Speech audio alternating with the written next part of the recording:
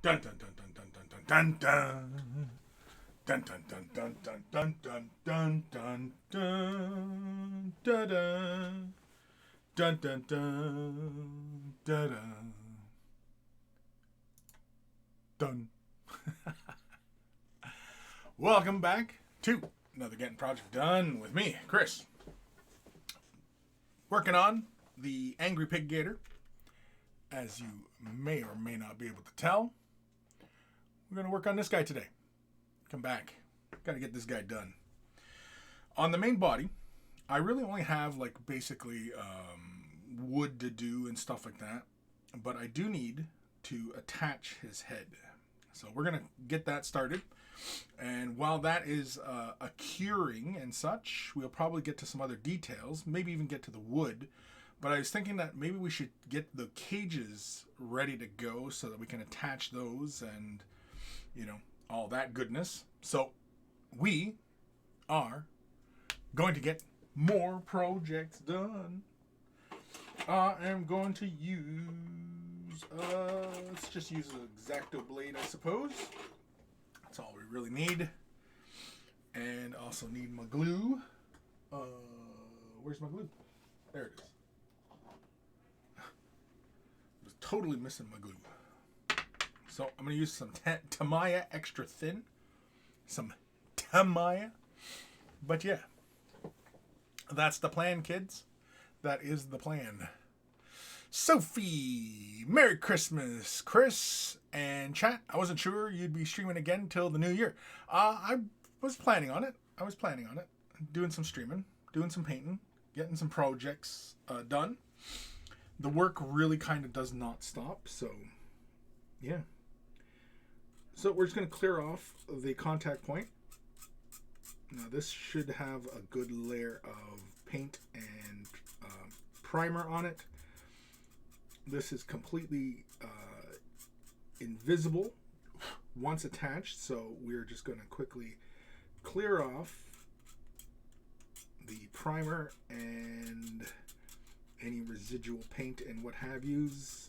Get these all nice and flush so that we can use some glue and get this secured. Now, normally when doing sub-assemblies like this is pretty much how I go about, you know, final assemblies. Need a toothbrush. Yeah, let's get both brushes over here. Use a toothbrush because it's nice and gentle. And then, of course, we'll score up the surface. And, yeah. Just so that the glue has something to bite into.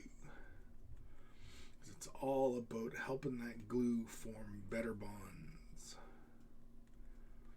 Better bonds. That sounds like a baseball player. Better bonds.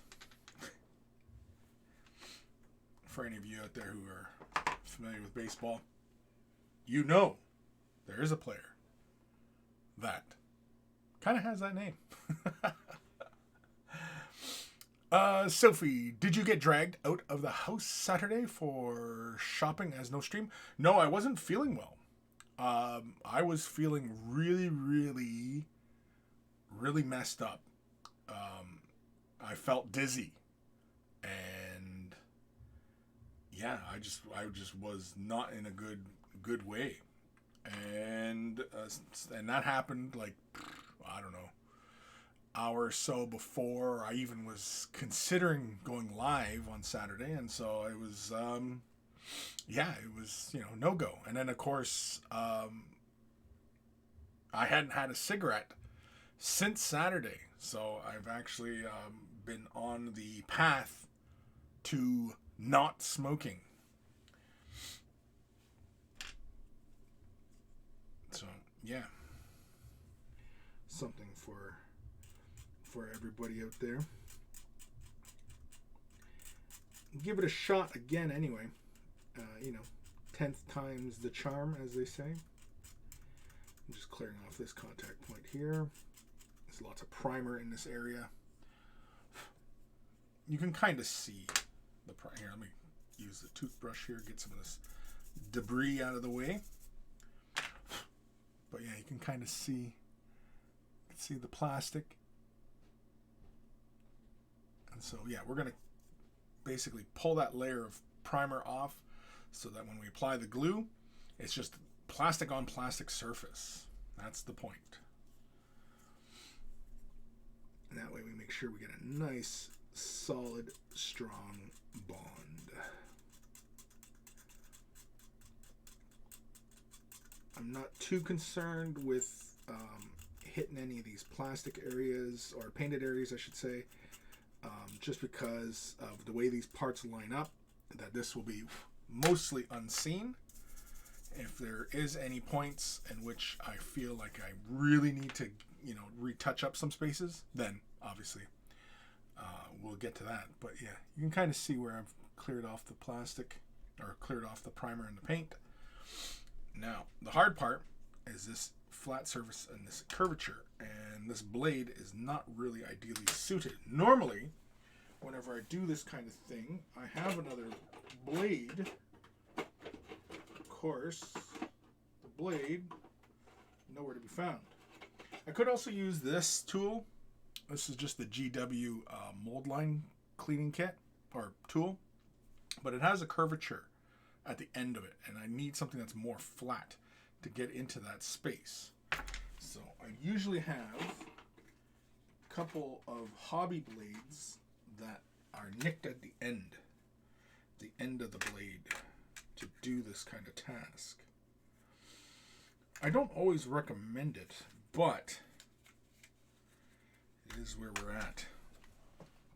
So normally what I do is I'll have a blade, and the end is typically nicked off, like this one right here. This one, the very tip of the blade, you can see it's kind of flat at the end, and that's what I use. In fact, if I was feeling more dangerous, I'd probably nick that edge off even further. Basically, kind of like your flint knapping, Anybody who's familiar with that, it's kind of like what I'm doing with it. I'm going to keep this blade handy, though, because we'll switch back. Swap out this blade. There we go. So now I can should be able to take that surface off. It'll be a little bit lengthy, but that's okay. It's better than actually destroying all this material in here. Yeah, that's all right. And so basically all it is just scratching the surface to clear the paint. Got too much of an angle there. It's gouging up the material.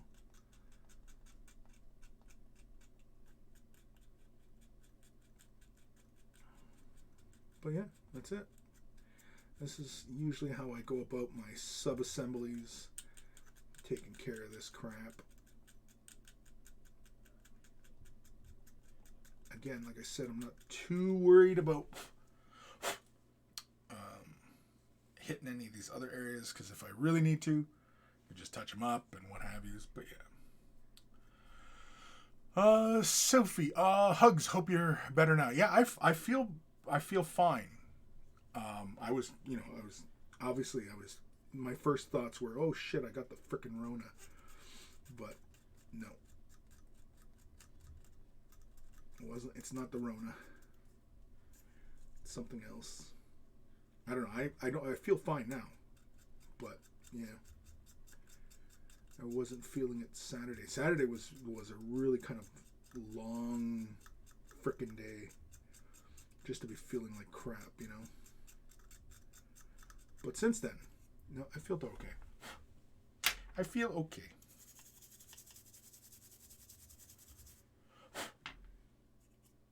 You know what? Let's try the G-Dub tool. See if we can get a bit broader action here.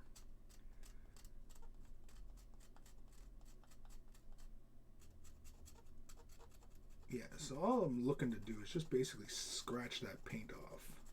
That layer of primer. That's it. It's pretty straightforward. Yeah, I was holding it at a funny angle. That's alright.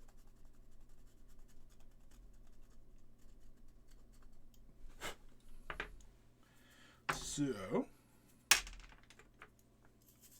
once we're happy with that, get the debris out of there. Like so.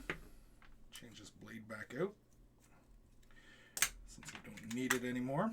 Although I might have to take that edge down a little bit further. That's okay. Sophie, keep at it, Chris. Don't give in. Yeah, it's hard. It's hard. It's hard. Anybody who has had such a habit knows it's not easy to quit, but give it a shot. I've quit before.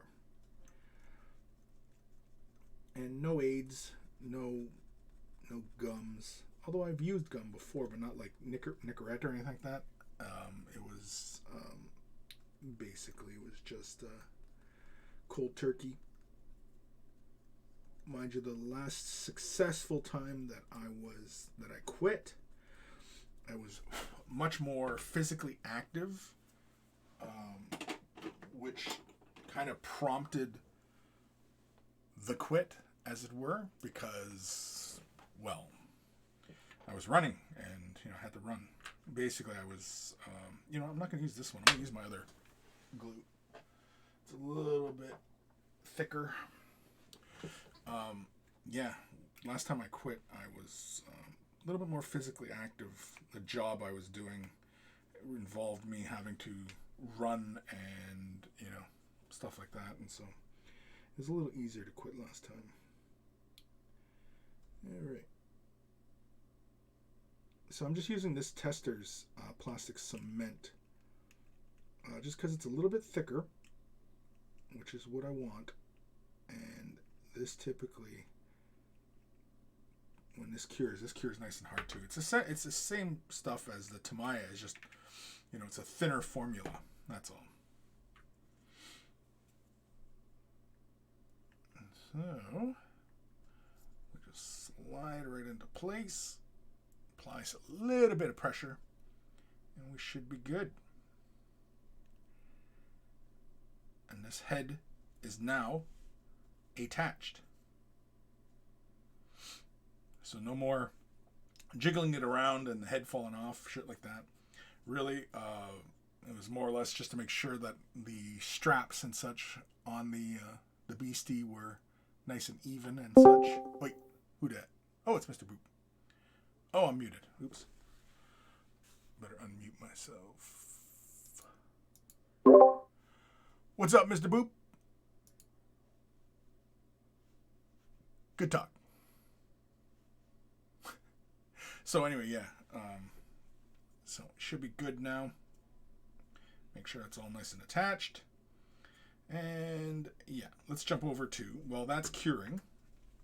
And it's usually about half hour or so for curing, maybe more. I have not touched the other project I was last working on, which is the Ruby Rose head for my Sororitas, Adeptus Sororitas. Anyway, I think I'm going to leave it as a smooth detail on her neck. I don't think it'll hurt. Once I paint it, it should just kind of, blend in. I've not prepared any of the connecting points or anything like that on it. And there's also two little holes, little gaps on her hair, need to be filled in. I'll probably just use Vallejo modeling putty for that. Nothing terribly, exciting. So, let's start painting these cages. Because there's these little cages that gotta go on the side. I haven't even started the rider yet. The rider is over here. We could start with the rider. Maybe we'll get to that in a moment. But yeah, I'm gonna slap some brown on these wood things here. And this one, I believe, goes on this side, right? Yeah. Something like that, I believe. Oops. Didn't apply too much pressure there. I imagine once there's more paint and stuff, the tension will help it stay in place. Pretty sure this is the right side. Looks like the right side, the way it all dangles. Yeah. Now, for the wood, I don't really quite remember what we did for the wood. I think I just used Sigor Brown and then just as a base, and then started laying the metals down. So I think we'll follow suit and do that again. So we'll use some Sigor Brown. Sophie, every time you feel the urge, just have someone nag you about the evil smokes. Yeah, that doesn't usually work for me. Having somebody nag me or something like that, that is more likely to make me relapse than anything. When somebody's nagging me about something, I'm more likely to shut it down and, do nothing about it,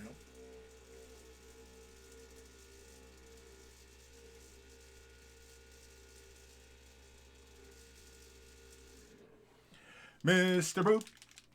Yeah, what? Oh, okay. I wasn't sure if you were there or not. You popped into the channel, didn't say shit. I'm just reading. Reading? What you reading? Government stuff. Government stuff. Sounds dry. Yeah, it's a lot of, read this. Go back to this paragraph, reread this. Oh. Sounds dull. Yeah. Sounds incredibly dull.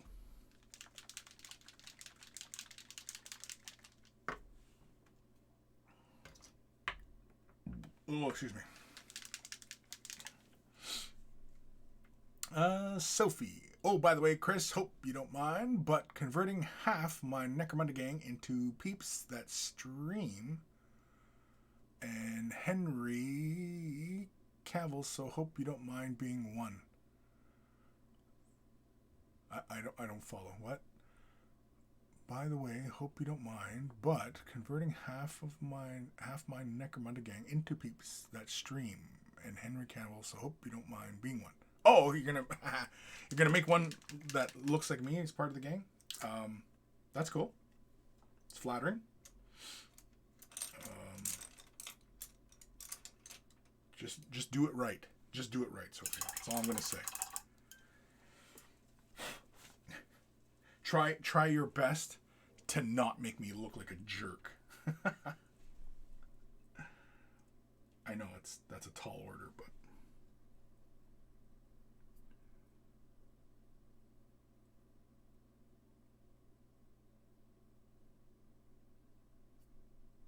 so we're just gonna use Sigor Brown. Get it into all the nooks and crannies.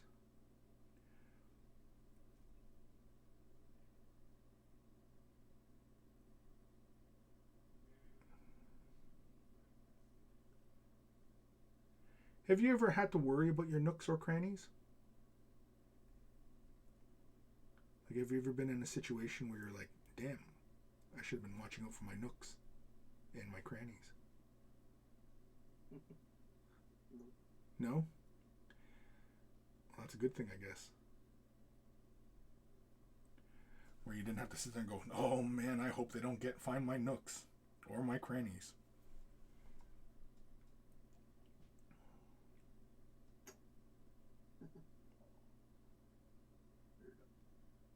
What? It's a weirdo. I'm the weirdo? We're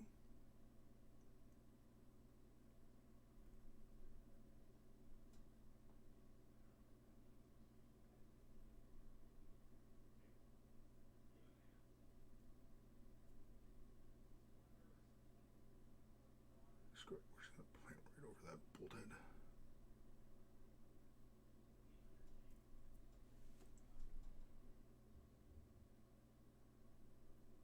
So, how's Boop today? Okay. Okay.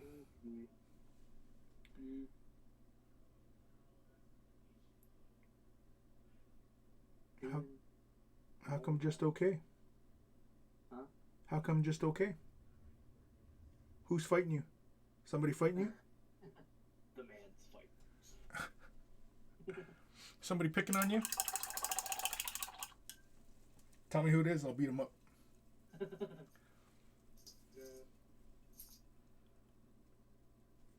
It's hard to beat up the man. The man? Yeah. The fucking man got you down or what?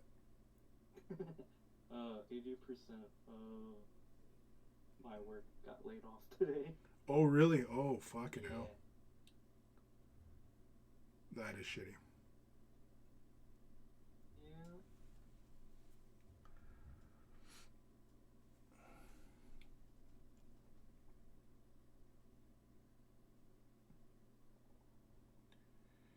Do you have like a plan B? Or are you just going to ride it out? Yeah, plan B. Yeah? It's going to be a bit. Luckily, I saw this coming. Saved a little bit of money. Yeah, that's good. That's smart. But I never really suspected that you were a bit of a dummy, so. I don't know. I'm here. True. Very true. You are here.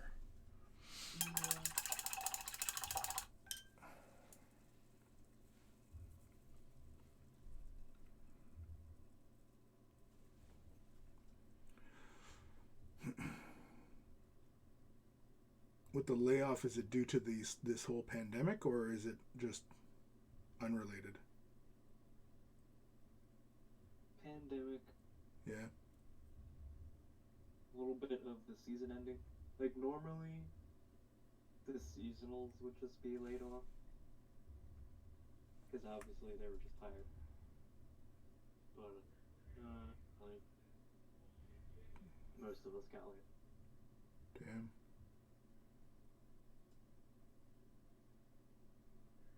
Technically, I wasn't laid off. I was moved to on-call. But that's pretty much getting laid off. Oh, really?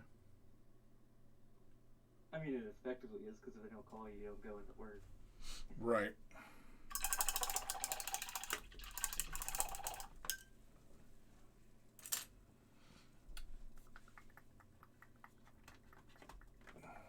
Really? So, coming.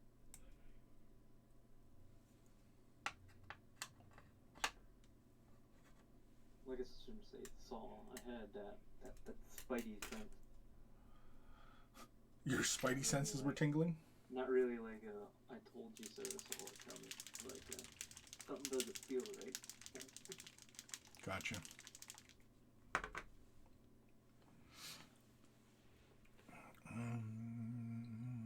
Sophie, giving a gang member your task and a way of the brush symbol. If I can pull it off with a glowing shiny sword too. Cool. Kim, hey, I'm here. Was here all along. Busy doing stuff for Christmas. Cool. Have not painted in days. Oh my god. Have not painted in days. Good grief. How have you managed, Kim? How have you managed? It's time for some water.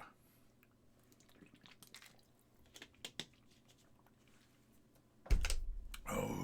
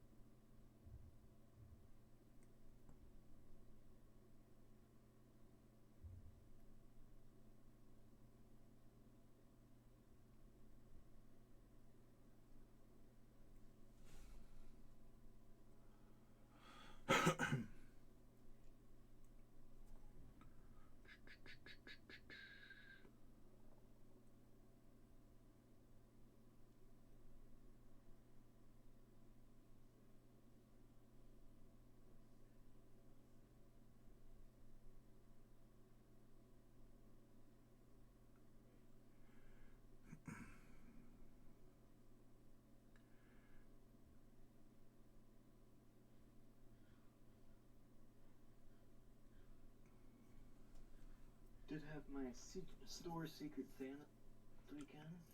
Oh, you guys did your Secret Santa? Yeah? How'd that go? Yeah. Pretty good. And the person you had, were they shocked and surprised at what Santa got them? I don't think they showed up. Oh, no? Oh. Some people got spoiled. Or some people got real spoiled. Oh, really? I did get spoiled myself once. Because every other, like, Secret Santa, like, we've done, people typically get, like, a spot. And I went a little beyond that. I got my Secret Santa a box of, Incursors, the super sneaky spaceman. And then an upgrade kit. I was like, yeah. My Secret Santa got me, like, freaking Guardian, Banshees, Farseer, and Jokero,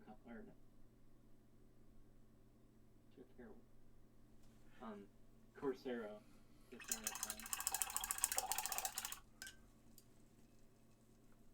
The White Scars space. Yeah. That's cool. Higher. It's a pretty damn good haul.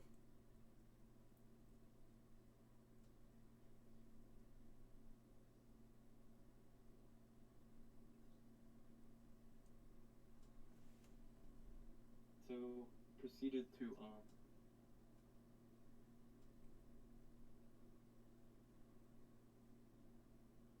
playing White Scars. I chopped up Corsero Khan, because, I like the model that he has for like a base build for a captain. I think I posted it in this.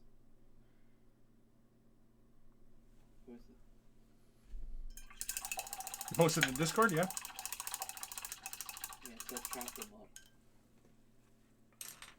Did I post? Yes, I did. Oh, and you saw it. I did? Yeah, chopped up Khan. Converted him into be a normal Space Marine captain. And then that special lieutenant that came out with that vampire lady for, what was it, Warhammer Day? Oh, yeah, yeah. I cut his sword off, replaced it with a fine cast White Scar, like the biker upgrade kit. So he has like more like a scimitar, or like a Cossack saber kind of sword. And he's got, a White Scar head. So the Corsero Khan, I went a little bit further. I did a head swap, and then the arm that has the falcon, the eagle, I had to do a lot of cutting,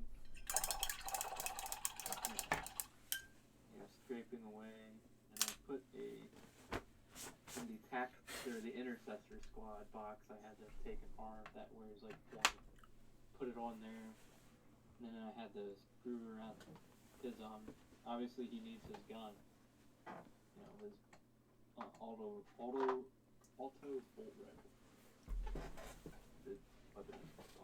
He uses bolter. So in the intercessor box, you get like 2 bolters that are wing, side, shoulder. I had to like cut one off and kind of like, size it to where it looks correctly, like for the mini piece. Then now I have to sculpt the rest of his sling, like the shoulders,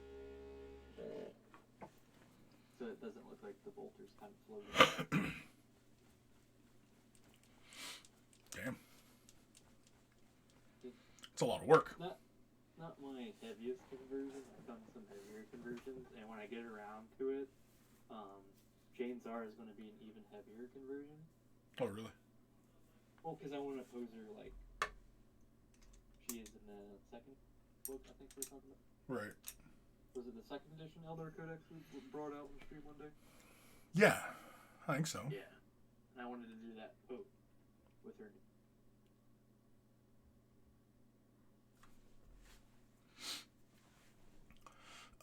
Baby boom, baby. Sophie. Hope we don't go into another lockdown over here and that Seabor's doing what he likes rant over. Yeah, it's kind of hard to say. I mean, it's containing things is just, I think we're past trying to contain shit these days. Kim, I don't manage. I glanced over to the painting desk every time I pass it. I got painting abstinences. Okay. Sophie, it's hard to get into the mood to paint when tired. Yeah, well then don't paint. If you're not in the mood to paint, don't paint. Don't feel bad. Just don't paint. Grab a little bit of Warp Lock bronze. I'm going to slap this on. And let's find some space on the palette here. Yeah, right here's fine. In fact, we'll just use this brush.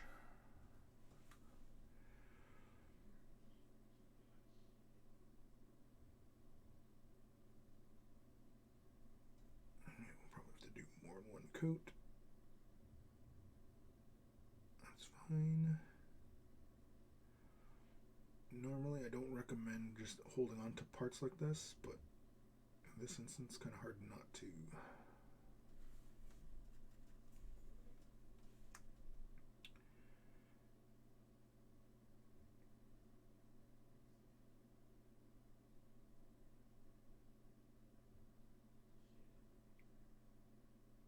It's kind of interesting.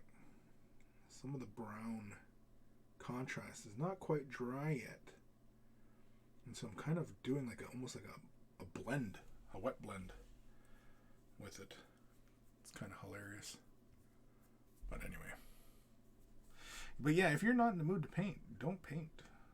Because all you'll end up doing is just, struggle and not enjoy yourself. And, hate life kind of thing. You'll just be like, I don't want to do this. If you don't feel like doing it, don't do it. Because it'll only just, reflect in your effort if you don't really want to be doing it. You'll look at your work and go, oh man, what was I thinking? Oh no, I did that all wrong. And,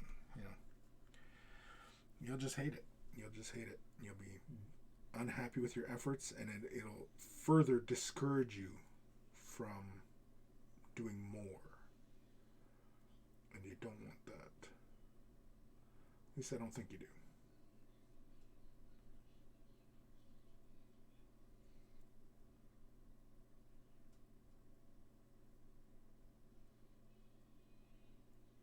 So really quickly here, I'm just using this brush here just to scrub in this paint onto the surface.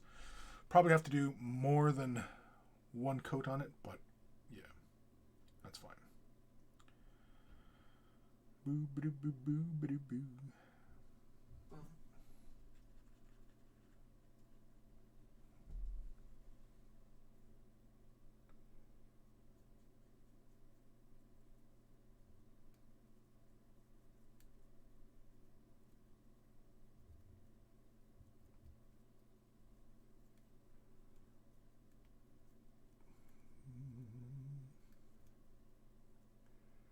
Should these cages be like all the other metal, or should I make it look a little bit different? I'm thinking I should just keep them the same. What? What's that? Said should you what? Should I paint these cages in the same value as all the other metal bits I've done on this figure, or should I do them like classic metal and I don't know. I'm just thinking. I think I'm probably just going to keep them the same value, but I don't know. Just thinking out loud. Just thinking.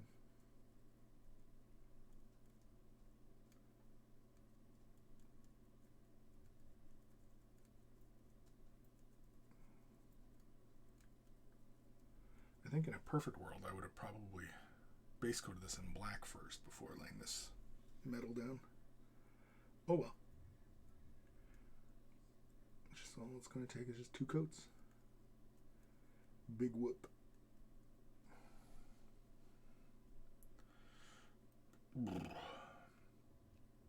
Tricky part is getting the behind the rails. Yeah. That. What'd you say? I said, yeah. He said the tricky part is getting the rails. Yeah. Getting in behind. But that's when we use a longer bristle brush here.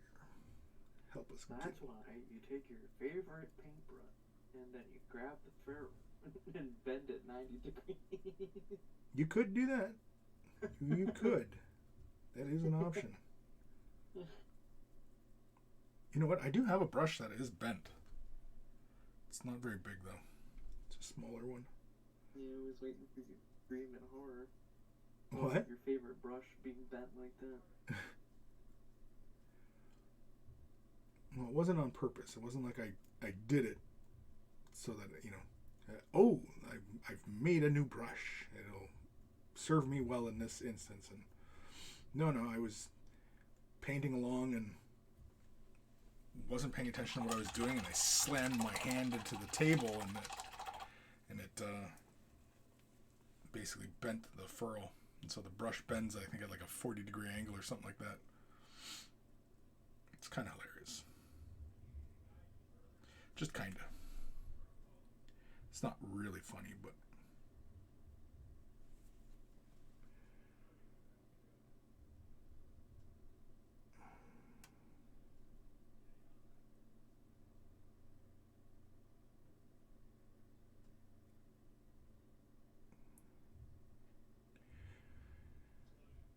What is that called when, you know, when you stare at something like a chain link fence and your eyes do that wow kind of thing where you're looking through it and past it? What is that called?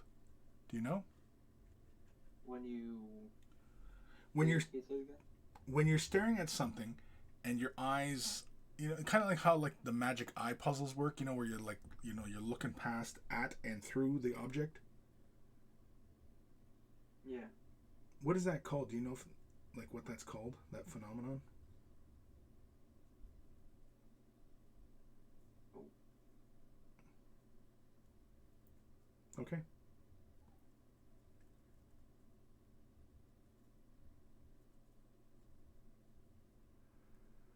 I am sure I've been told what that is because you do it in shooting. Yeah. Because you both look through the rear sight, the front sight, and the target, and it all kind of like blurs and starts blending together. Yeah. Yeah, in shooting you do it. I'm sure I've been told what it is because I used to shoot competitively. No idea what it's called because I didn't pay attention once. Can you say it again? I wasn't listening. Can you say it again? I wasn't listening. Says it again. Still wasn't listening. Still wasn't listening yet. Yeah, pretty much. Story of my life, really.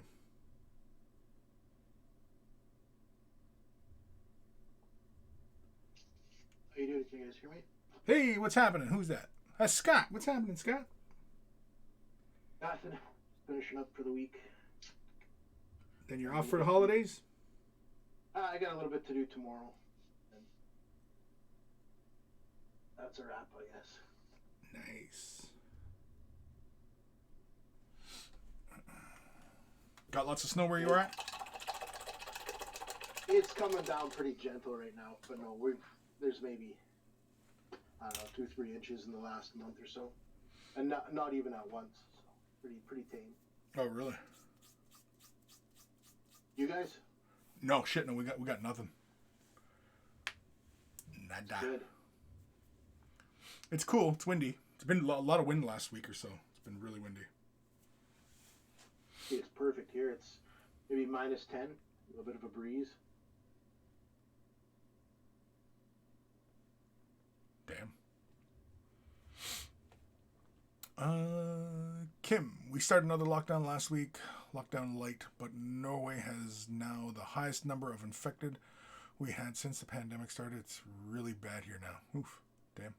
Yeah, but is anyone going to the hospital? Like all these none of these cases, but there's no at least around here there's no like people are technically carrying the coronavirus around, but no one's sick.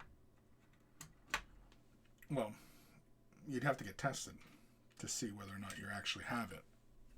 Well, right, but I'm sure if you had it bad enough, no matter what, at least here with our healthcare, someone's going to go to the hospital, and everything's been pointing super down. Yeah. From what I understand, what is it? The freaking I'm just gonna call it the Transformer variant because it sounds like Transformer. From what I understand, it's like a more infectious version, but less hospitalization. I don't know. Well, the thing is like if you are vaccinated, your reaction is not going to be quite as bad as an unvaccinated person. But you could still end up getting sick from coronavirus, even being vaccinated. Right, but I mean, like in the States, going to the hospital is kind of a serious decision, right? Because you're going to end up paying for it. Whereas in Canada, people fucking go to the hospital left, right, and center for any fucking thing. Oh, my elbow hurts. I'm going to the hospital. That is both good. Well, it's Yeah. good, but an going issue. to the hospital for things like "ow, my elbow hurts" is not good in general. Well, normally, and that's the whole reason why it was so important for everybody to mask up, wash their hands, social distance, right? Because the concern at the beginning of this whole shit was overloading the healthcare system, even in Canada, where there's only like 35 million people across this whole fucking place, and overwhelming the healthcare system, and even in the States and the whole world, right? That was the reasoning for it. It wasn't so that you can protect lives as such, because it was more just to protect against overwhelming the healthcare system, because now that the healthcare system is overwhelmed and has been operating under that, normal services are delayed. So even if you had, say, for example, a heart attack, well, now it is a serious thing for you to go into the hospital, because now there's so many infected occupying up the hospital, using up beds and resources. That's not a good thing. Plus, it seems like healthcare workers are fucking burning out left and right and center. That's not a good thing. That's bad. Because the people who are supposed to be taking care of us are fucking burning out. Why are they burning out? Because they're watching fucking people left, right, and center die. In the U.S., it's a little bit of the workload and a little bit of some not getting paid. Well, again, I mean, it's hard to compare America's healthcare system to other countries because, well, it just operates so differently, really. But, yeah. That was a big thing locally for me. The local hospital was not getting paid what they were supposed to be getting paid. Right. We had a bunch, and then New York had a bunch of medical workers walk off because they didn't want to get vaccinated. Yeah, I've seen that one, and that's not as big a concern as newspapers and such would have us believe. I mean, it's a serious thing, but I mean, like, it's them walking off the job. That's a smaller number than what is being portrayed. No, I just know in New York, apparently it was a substantially more number than most other places that it made. Oh yeah, definitely. Well, it's bigger populace. I mean, anywhere you have a large amount of people, I mean, it's going to spread. which is why New York in the beginning was hit so hard, because fucking place is dense as shit, right? I remember when they were clearing out parts of Central Park, there was going to be mass graves. We were all going to die. Well, that has yet to be seen. I mean, we're still in this shit. We're not out of it. Doesn't matter to me. I can never be killed. Usually whenever somebody makes that kind of claim, they usually end up dead. Yeah, I know. The bartender can never be killed. Yeah, exactly. Yeah, that's exactly it.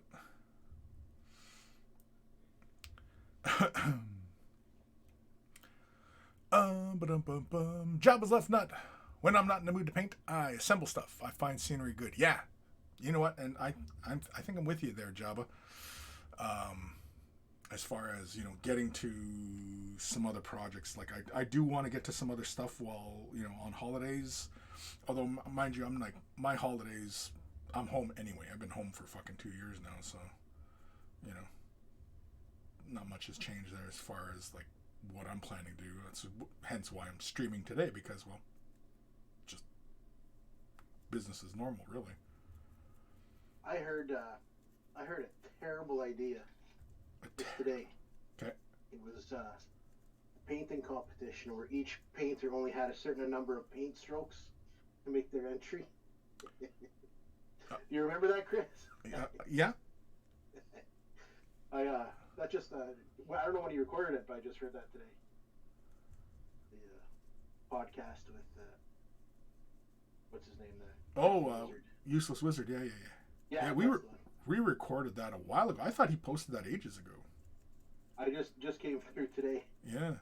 No, because I shared it on the social medias because I seen he had posted it, and so, you know, try and help traffic and such, and I shared it on the socials, and yeah, I thought he posted that ages ago because, fuck, we did that talk months and months ago, like a year ago, I think. It's an interesting podcast, and actually, I think the one that was just before you was actually my cousin's. Oh yeah. Oh. Well, he does it live too, doesn't he? I don't know if we did it live. Oh, yeah. I figured maybe he streamed it something then. Because some places, or some streamers, like on Twitch, you know, have their initial stream, but then they have to wait, because if you're a partner with Twitch, you have to wait. Oh, you think maybe that's it? Yeah. They might be a partner or something. Yeah. To wait to release the basically the video log on YouTube. Yeah, that's possible. Yeah. I like hearing different painters' philosophy about the subject. Some guys they are very serious. They are doing the Lord's work. Make no mistake. Yeah, I'm I'm of the mindset that this is just for fun. I years and years and years ago, I used to talk about how any of us who are moving on this path of miniature painting and such, we're artists doing this, right? And my opinion has somewhat evolved from that initial stance. And yeah. You think it's closer to like a coloring book sort of situation, I think. Yeah. It's this is more paint by numbers. Mainly because, like, for example, Space Marine. What colors is he going to be painted? Right? Well, you use this example in your podcast interview. Like, we all have a preconception about what a lot of this stuff is painted as, and really taking it from on a sprue to that kind of picture we all have in our mind is typically what the hobby has done. But that is definitely, I think, what the majority of painting is. And I would agree that that's mostly like a paint by number situation.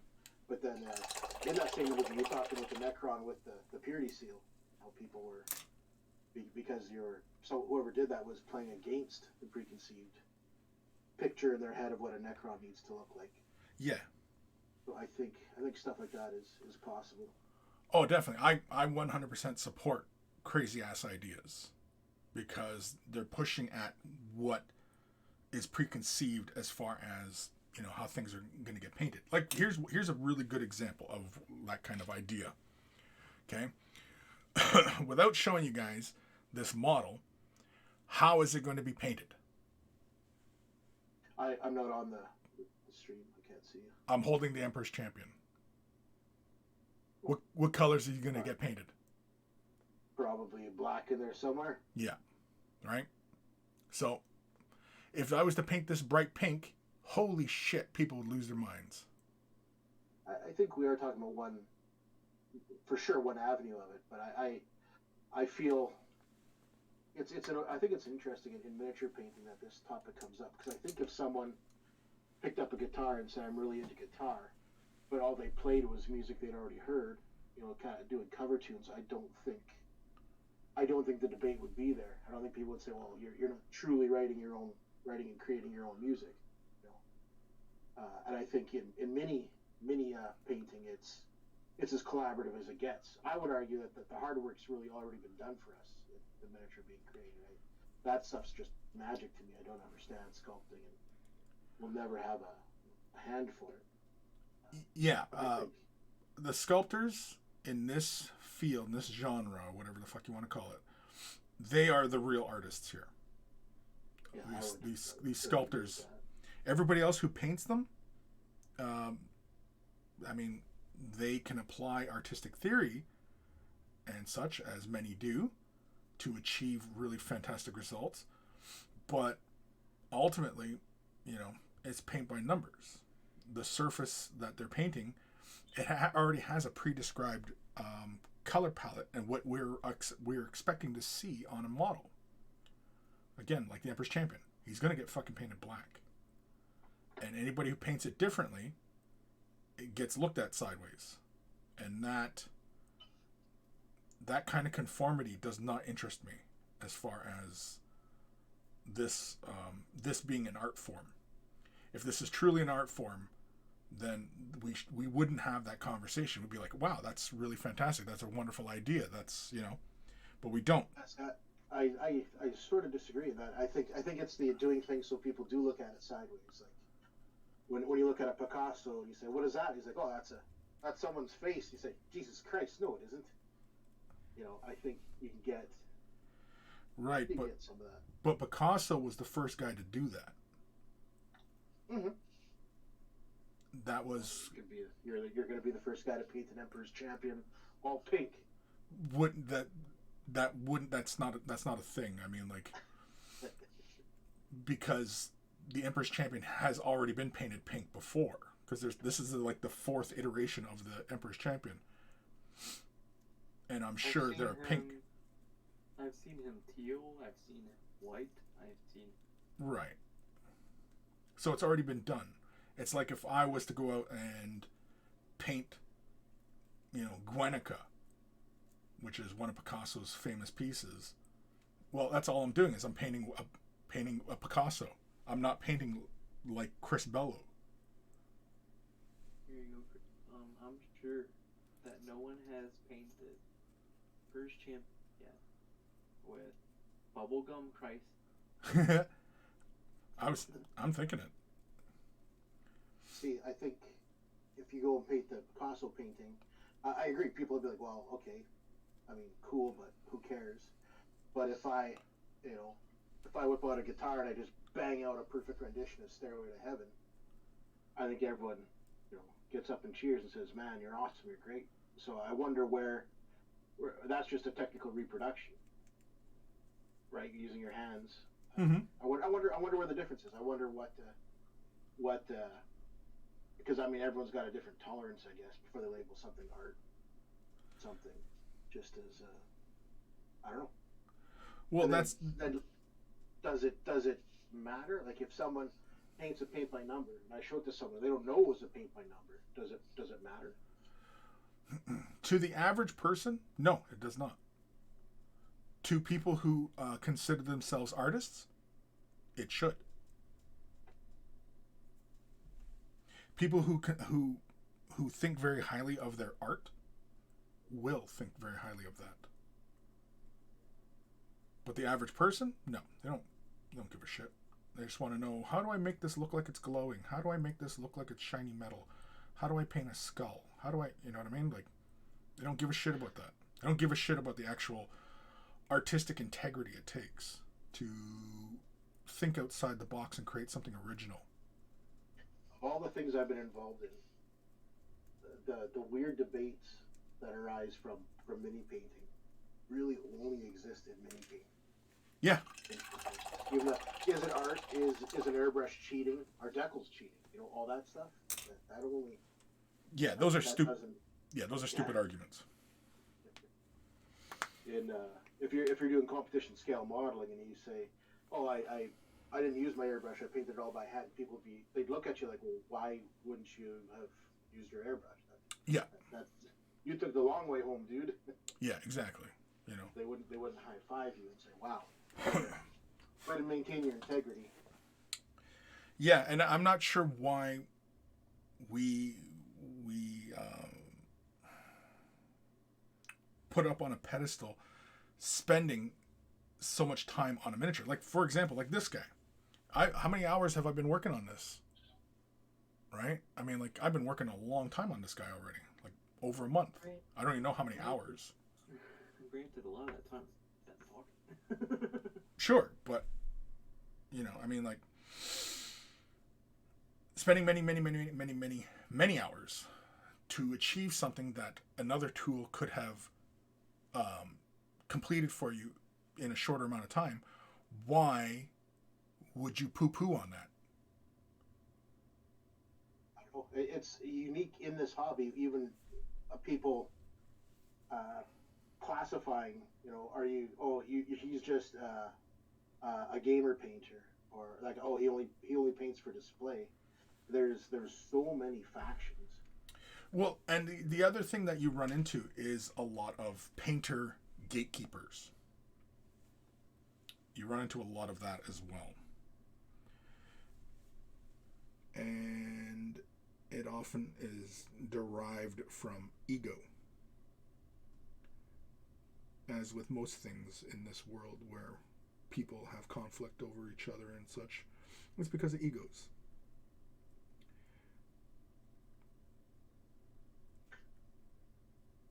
And frankly, that kind of shit does not interest me either. I wanted to make a joke because you said gatekeeping painting, and I was gonna say, well, there are horrible gatekeepers because Coma has like everybody's freaking paint in his house. He has what? He has everybody's paint. Coma. Uh-huh. I was making a joke, you know, because you said gatekeeping and painting. It's like, well, whoever's the gatekeeper's doing a horrible job because Coma has all their paint. Oh. Yeah, and that's not what I mean by gatekeeping. The gatekeeping is... I know what you mean by gatekeeping. Yeah. Making a joke. Oh. Then, okay, we'll make better jokes. Maybe if you got the jokes. Maybe if you weren't so fucking slow at getting a joke. I'm gonna get a little bit more serious, is because we know the kind of people that are attracted to this hobby. A lot of them are socially awkward. Yeah. And so that might be why we see... I won't say we don't see this kind of behavior in other hobbies. I mean, because there's always somebody. But, I think that's why we see it more often in the minis. The niche hobby that we are in attracts a lot more socially awkward people. I'm not saying socially awkward people are bad, but I think that helps promote in some ways this like shit. Yeah. I mean, but like, I'm sure you know some artist friends. They're fucking awkward people anyway. Yeah. Whether they're into fucking, you know, reading books or painting, you know, canvas pieces, whatever. They're just artistic. Even fucking, like, if they're actors or fucking drama students or, you know what I mean? Like, they're just fucking weird. So, miniature painters don't have the monopoly on being weird. No. No, we absolutely do not. We do not have that. No. We might have the monopoly on people who need to take hours per capita at a convention. Possibly. But yeah, I'm not saying it's the sole reason, but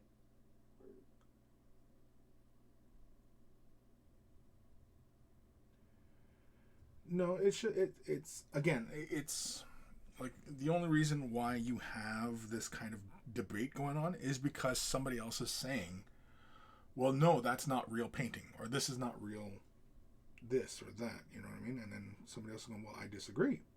And you know what? That's fine. I think the disagreement is fine. And honestly, like when I bring this kind of point up, I'm looking for somebody to disagree, because I'm always willing to look at something through a different lens, through a different light, whatever. Because I know that I'm not always correct. And so I'm curious, well, what is something that's closer to being correct? And that's where you often will find truth, is in that middle ground. Because for some, it flows one way, and for others, it flows another way. And just because it flows a particular way doesn't mean it's right or wrong, just means it's different.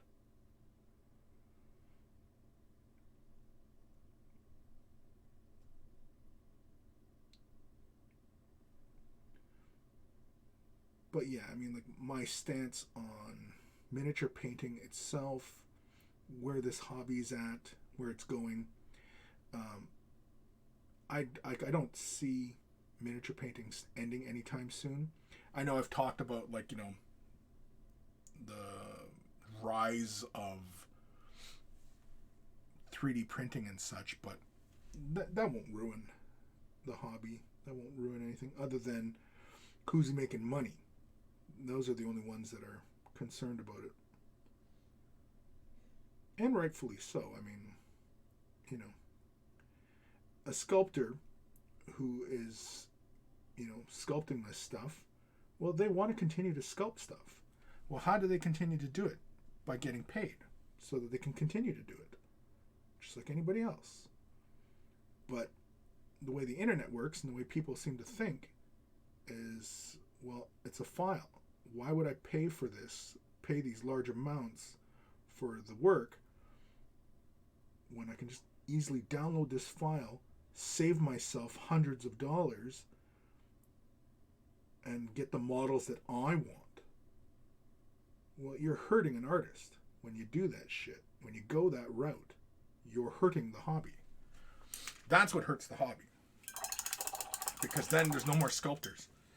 And, you know, there's a lot of uncreative people in this hobby, because it is just a hobby. It's not it's not an art. It's just a hobby. It's just sitting around slapping paint onto our figures. And the people who are impacted by all this stuff, they're the real artists, the sculptors. You're hurting the sculptors. When you buy knockoff Games Workshop products, you're not sticking it to Games Workshop. You're hurting the artists. You're hurting those people who have worked really long and really hard and have seen tons of rejection to make this stuff.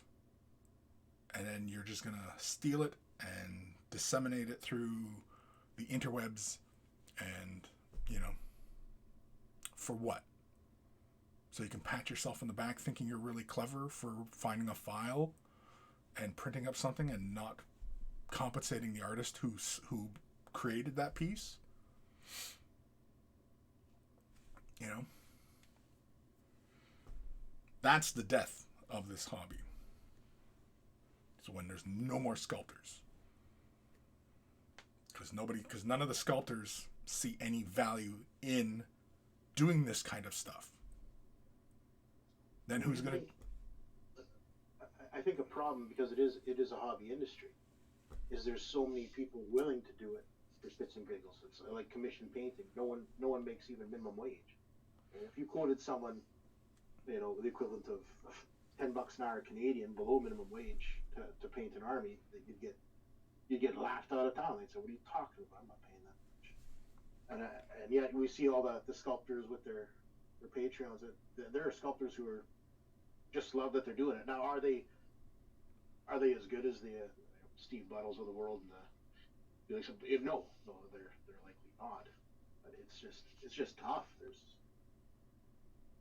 I don't know how you can make a living selling your sculpts now, let alone in the future. Yeah, I don't know either. I don't know how these people on, can afford to continue to create pieces for people to print on their own, which, feels like probably the way it's going to go. But how sustainable is that? I have no idea. Time will tell, I suppose. Is it going to put a company like Games Workshop out of business? Not likely.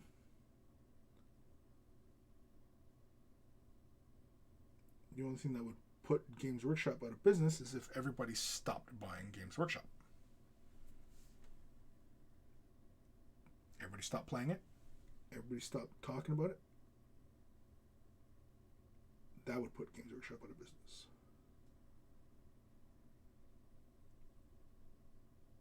I don't even know why that's a goal for some people. What's that?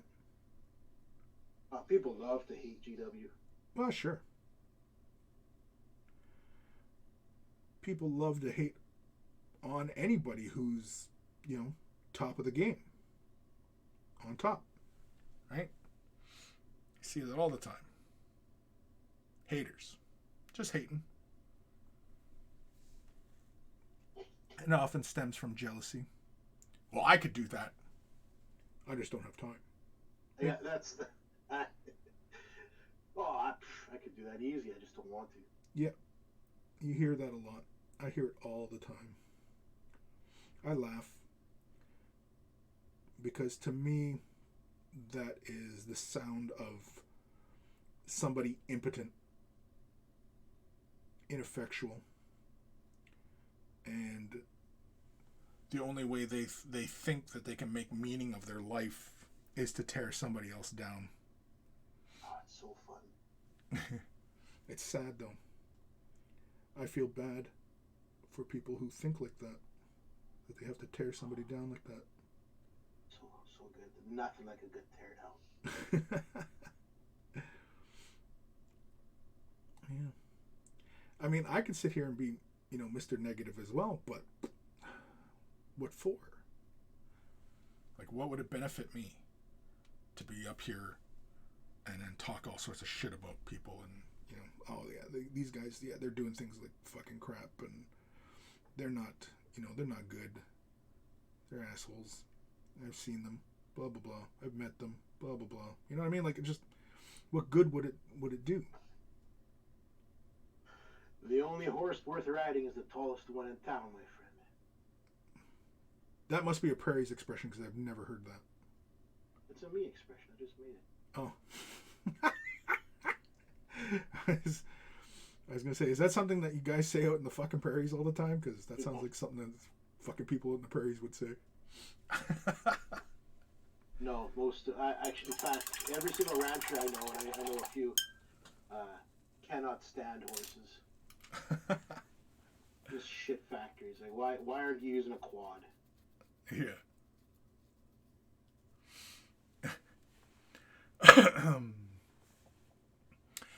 Sophie, why do peeps say airbrush using a hairdryer and wages instead of paint thinned down is cheating? I'm doing a test mini right now that I'm not using any wash brands on, only thinning the paint down enough just to see how it will look. Washes, I mean. I'm not sure I followed that. Who says a hairdryer is cheating? Yeah, I don't. Is that what she's saying? Is the hair dryer's cheating? Well, I don't know. I can't see. I thought. Yeah, she's in the chat right now on Twitch, but yeah. Yeah, hair using a hair dryer to speed up drying. I mean, cheating? No. Using your time efficiently? Sure. Is it the perfect solution? No, because there's all sorts of weird things that can occur when using a hair dryer. But yeah. I just fired mine up 2 seconds ago. Brandon Soares, have a very nice Cthulhu Christmas. Thank you, Brandon, and thank you for the follow. I forgot to shout out that earlier. Oops. Again, I'm not a very good Twitch streamer. Or you were a horrible Twitch. I am a horrible Twitch streamer. I need a hot tub. No. You want to get a hot tub? Just, I don't know, go to the dollar store and get one of those, like, kiddie blow-up pools. Just one stream where it's, like, Chris in his yard with a fucking kiddie blow-up pool. I should. Painting minis in it. Like, I should. Kiddie pool, just like that episode of Simpsons. You know what's funny, Chris? You know what's funny? Do I know what's funny? You'll probably get more of the monkeys to show up. For a kiddie pool hot party? Kiddie pool hobby party. Yeah, that sounds like I'm gonna get put on a watch list. You are not making it through that one. Yeah.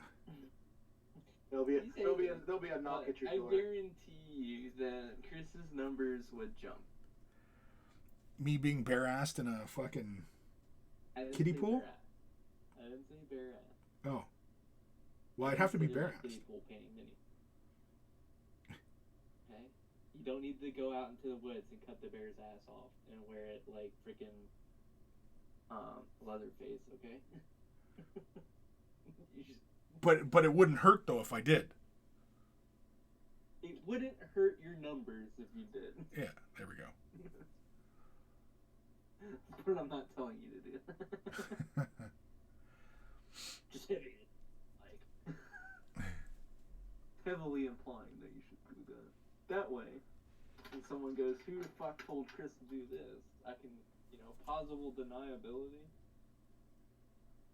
I didn't say you should. I just suggested it.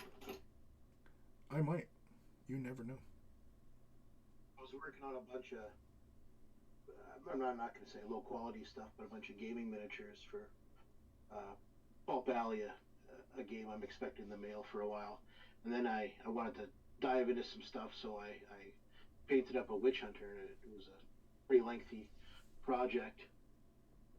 When I finished it, I didn't know what to do next. I was just kind of waiting for something to hit me for a new something to do. I haven't had that in a long time. That Witch Hunter, was that from that Cursed City box? Yeah, one of my 2 boxes, no big deal. And now it's being reprinted, so it really doesn't matter at all. Yeah. Well, I mean, kind of figured they would do that. Of course. Of all the conspiracy theories, the one that made sense was they had, because they started producing that before the Brexit, and there's some kind of, the UK, like they need a percentage of components made within their borders for it to be exported, or some of their Brexit stuff.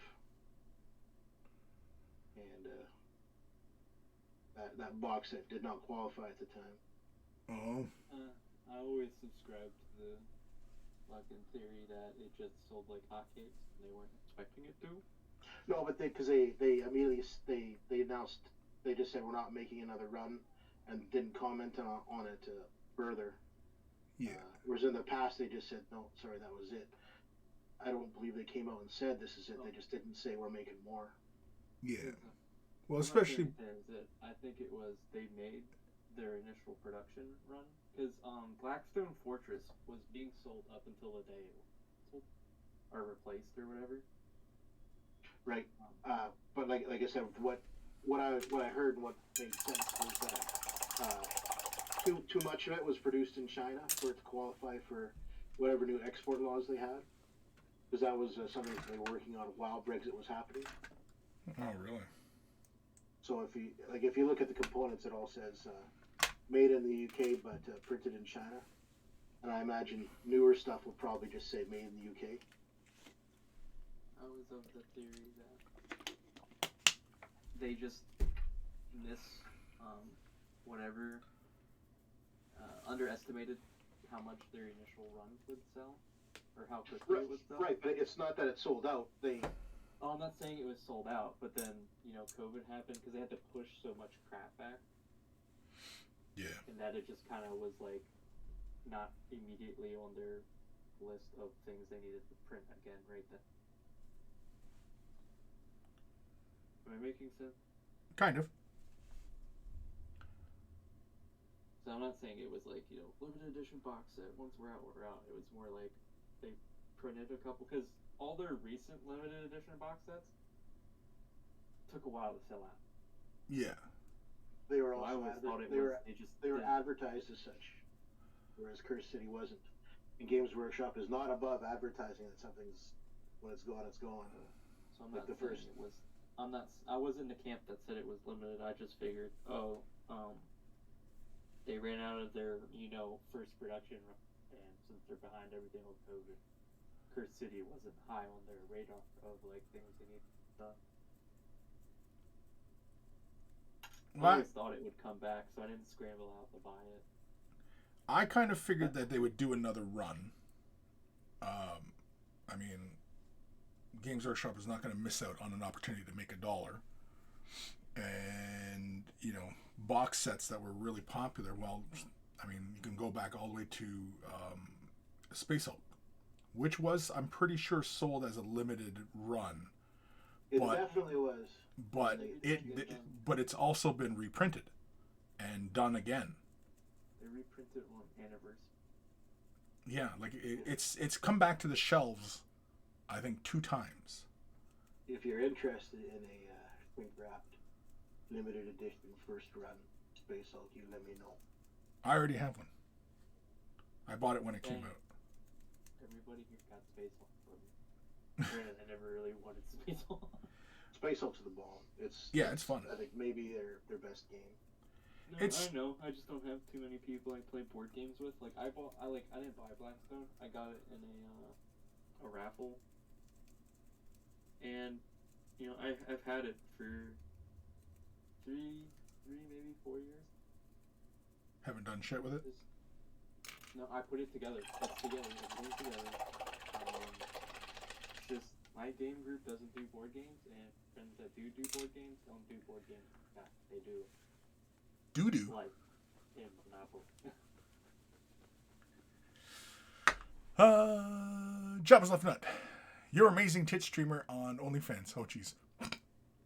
Sophie, tips on OnlyFans. Hope you mean Chris, not me. I'm taking pics or video of my boobs for the internet.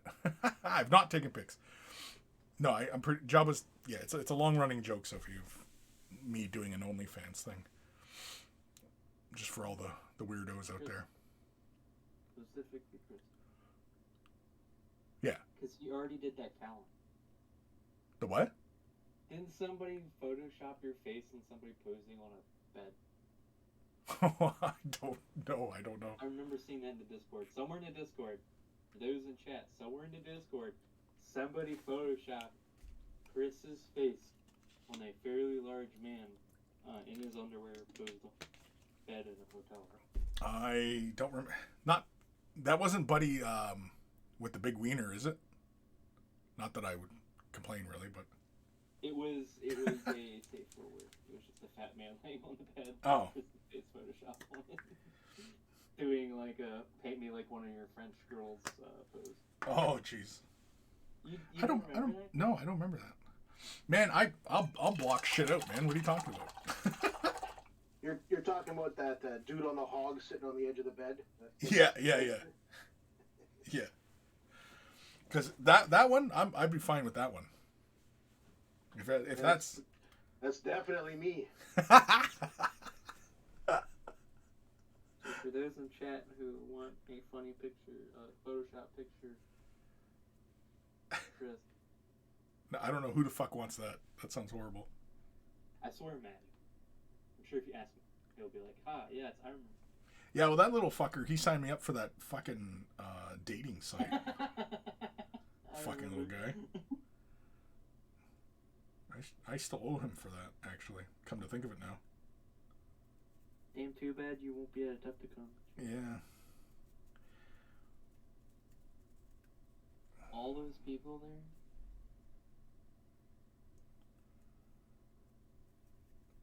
I don't know what would be a good way to get him, though. Get a grandma hooker to visit him during Adepticon. Yeah. How's that a punishment?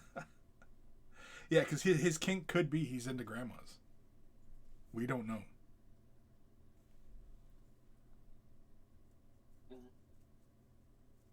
Damn, you got me.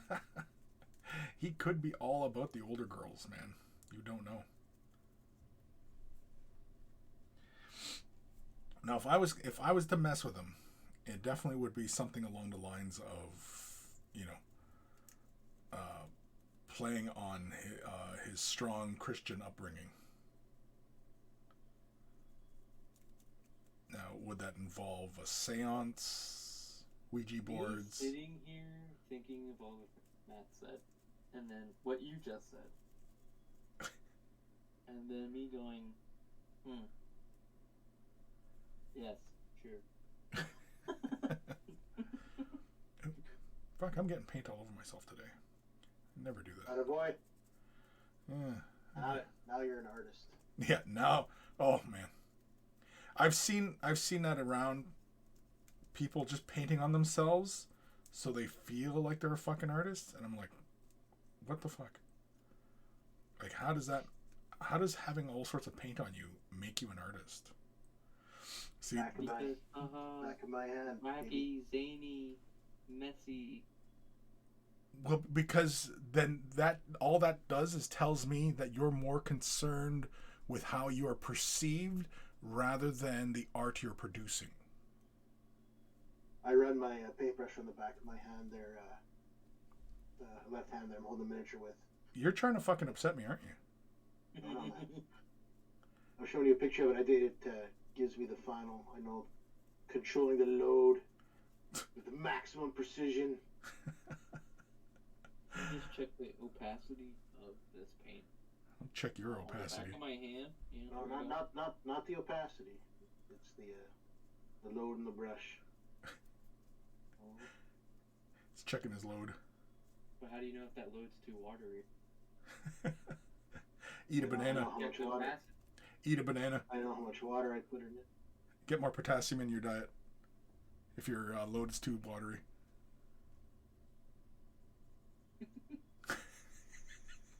Sophie, gay BDSM. What? Oh, gay BDSM. Yeah, whatever your kink, Sophie, is. I don't judge. BDSM, what's that? Big dude space. Big dude space marine.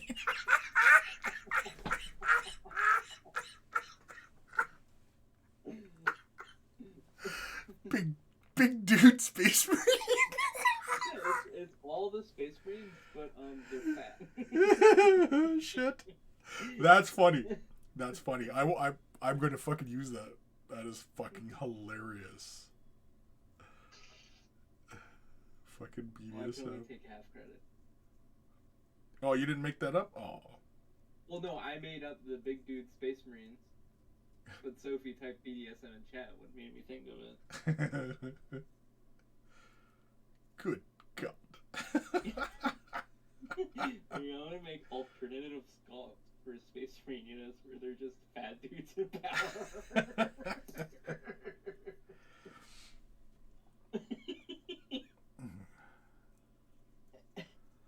Here we go. There'll be fat dudes in power armor, but all the scout marines will be representations of their glory days back in high school when they were the varsity quarterback.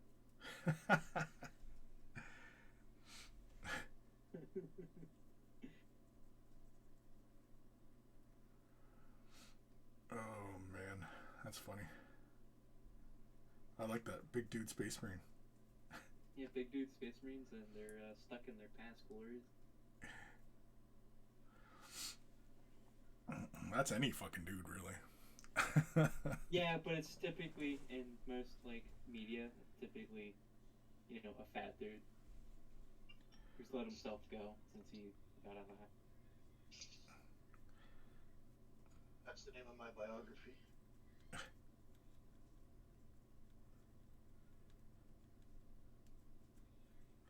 Did you used to play sports, Scott? Hell yeah. Yeah? What'd you used to play?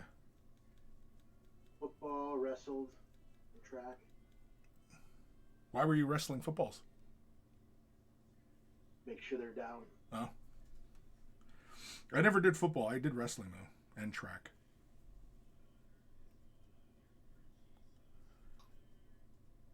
You used to be something of an athlete.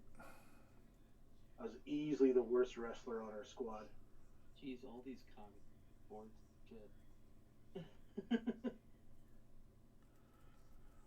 I don't know how it worked where you were at, Chris, but if you were in a duel and you had a guy at a weight class and they didn't, you got 4 points. You just go to the center of the mat, they'd raise your hand, and that was it. So that was my ability. I could gain or lose 6 or 7 kilos in 3-4 days notice, so I could fill a gap and get those free points. But every once in a while, I'd go out there to have my hand raised, and they'd send someone out, and he'd just beat the shit out of me.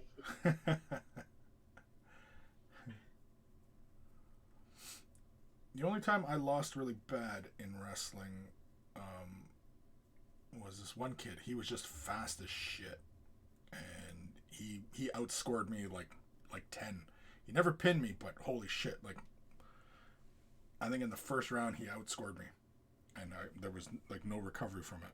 But otherwise, yeah I used to, well, in these parts, take on some of the big farmer kids. I grew up in London, Ontario, and so there's a lot of farming in this area. And the one county, he used to always make jokes about him because, country kids, right? So, yeah, this dude was big. He was, I mean, this was 10th grade, 9th or 10th grade. The dude was doing one-arm push-ups, and my buddy was laughing at me because he was like, "You're going to have to wrestle him." And I was like, "No way, I'm not wrestling that dude. He's fucking doing one-arm push-ups." And he was big. He was like this big Thor-looking motherfucker. And yeah, I ended up having to wrestle him because we were the same weight. He was like a good 6 inches taller than me, probably 20 pounds heavier than me. And yeah, I beat him because basically I headbutted him a whole bunch of times. every time we lock up, I smack my head into him deliberately, and to the point where he got really pissed off and he shot low. I grabbed him in a half and flipped him over and pinned him, and that was it. So basically, I think I caught shit from the ref too at one point in that match, and yeah. But yeah, just straight up headbutt the dude. I'm judging you right now. What, me headbutting people? Hey, we bellows have thick skulls, man. I'll never forget the dude's name. His name was Yusuf Anwar, and he had was born in Canada, but his parents were former. The one guy used to coach, I think it was the Pakistani national wrestling team, and it is a much bigger deal over there than it is here. And it was we're at a tournament, and we go. I'm like, oh, there's this guy. This guy is gonna have a pretty easy time of it. We go to lock up, and he, you shake hands a whole bit, and he looks at me and goes, "Hey, dude, I just want you to know it's nothing personal. I'm sorry." I was like, all right. So we lock up, and all of a sudden, bam, I'm on my back, but just on my back. There's no one over me or anything. Ref blows the whistle, lifts me up. I'm like, I don't know what happened, but holds our hand, raises my hand. I was like, what the fuck? Tournament we were in, 5-point throw was illegal, and it didn't matter because no one ever 5-point throws anyone. But right from lockup, he just picked me up, saltoed me right dead onto my back, and he lost because that was an automatic DQ. Right. But he told me after, he goes, yeah, sorry man, my dad bet me $100 I couldn't throw anyone in the tournament, and he was already in the finals, so it didn't matter to him. That's funny. You thought it meant that he would give you the. I thought I was gonna take it in a lifetime, but it was more like, I'm sorry, bro, but $100 is $100. Yeah. It was the worst thing you could have done to me. It is not to, no matter what you see on SmackDown, you cannot take someone against their will and throw them over your own head so their feet go. It's just not possible. But he sure did it. And those throws were banned in a lot of tournaments around here because it's a really easy way to kill someone. Yeah. But this guy, he still lives in town. He actually went to high school with my wife, and he's a great guy. He's super charitable. But the thing is, I was in high school when he weighed. I think we were both about at that time probably 53 kilo division, and he still weighs about 53 kilos. I don't think he'd want to go another round now. Yeah.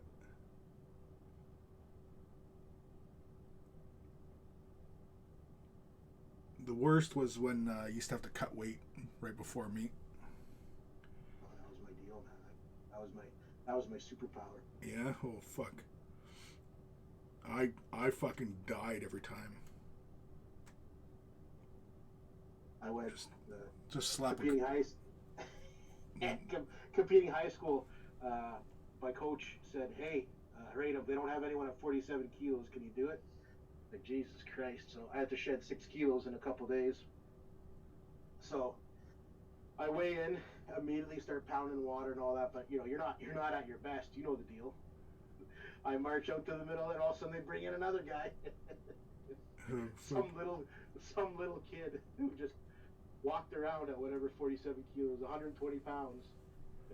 Naturally they're about 145, 150. That kid beat the shit out of me. It was so embarrassing. That's funny. Yeah, I remember one time trying to cut weight for the meet. Me and this other kid, and we slapped fucking garbage bags onto our sweat, but it was like winter, and yeah, that wasn't very cool. That's the deal. Yeah. Skipping rope. I'd go skipping rope, bike, skipping rope. You had access to a sauna. That was great. We did not. No, we never had sauna.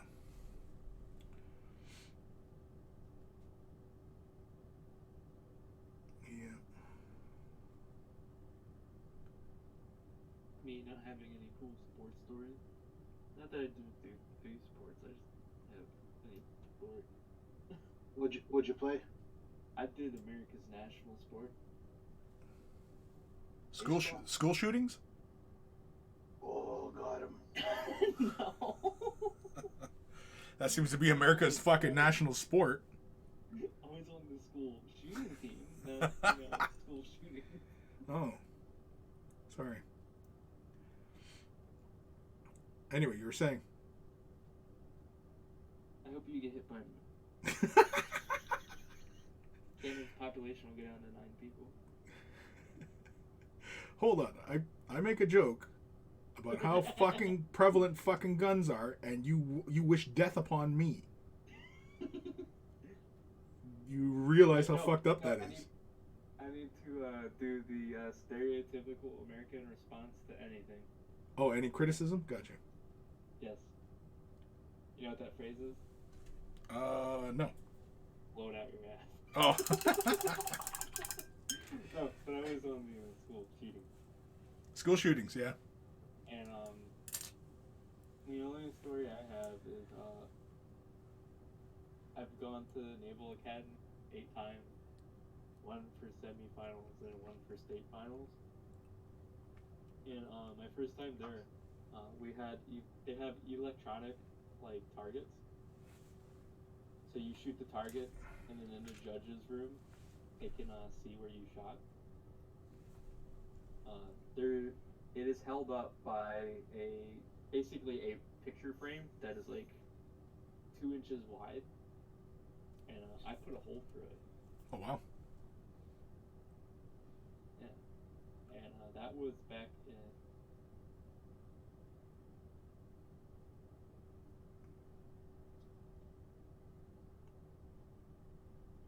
You don't say. 2009. And I recently asked a midshipman if that hole's still there.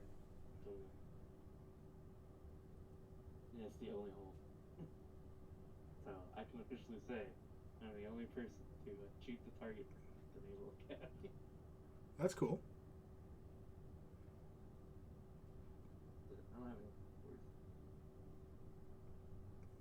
Well, I've got stories. It's just they're not very good. Oh, yeah, there's no stories of like getting flipped over. Oh, getting beat up. I've been beat up plenty of times. Because,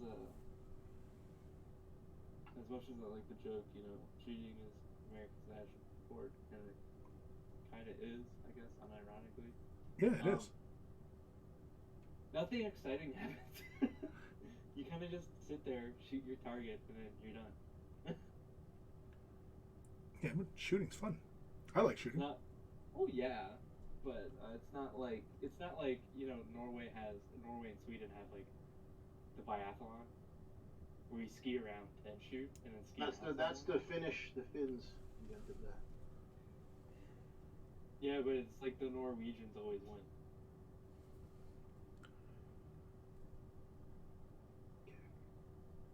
Finns did it. Yeah, no, they did it World War II, etc.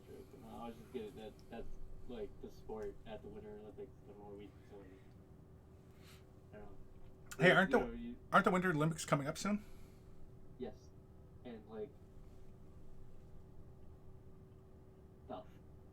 So the U.S. is not going officially, so that means the hockey team's not going. Yeah, because protested for China or some shit, eh?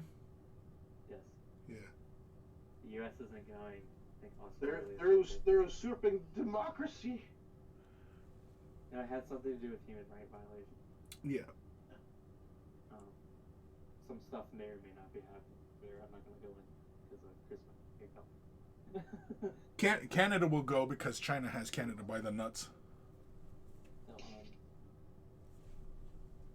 the U.S. isn't I going. mean, we gotta go there. It's like fucking sold out, so we got tickets, but we want to get popcorn and shit. We should be there about 6:30, okay? All right. No, mama. You heard it. If you're going to the Winter Olympics, be there at 6. God has popcorn. Yeah. Oh no, we're sorry. I thought I covered my mic. We're going to No Way Home. That's Oh, good. No, we knew you were going to the movies. It's just telling me something. Hey, Yeah, go to the Olympics. I caught it Monday night. I liked it.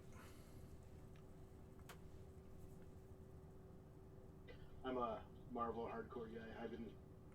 I've been buying my comics since 93. Since they first started making comics? Way back when, that time machine. Sophie both. My shooting team for high school was air-powered rifles because it is not because of school shootings. It was because prior to me getting to high school, about 10 years ago, there was a fatal range accident.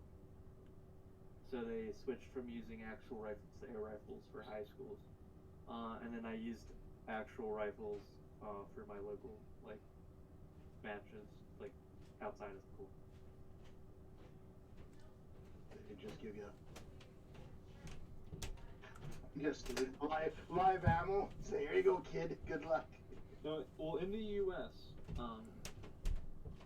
they used actual live ammo rifles for shooting competitions, and they never had a problem until it was a championships for one of the states.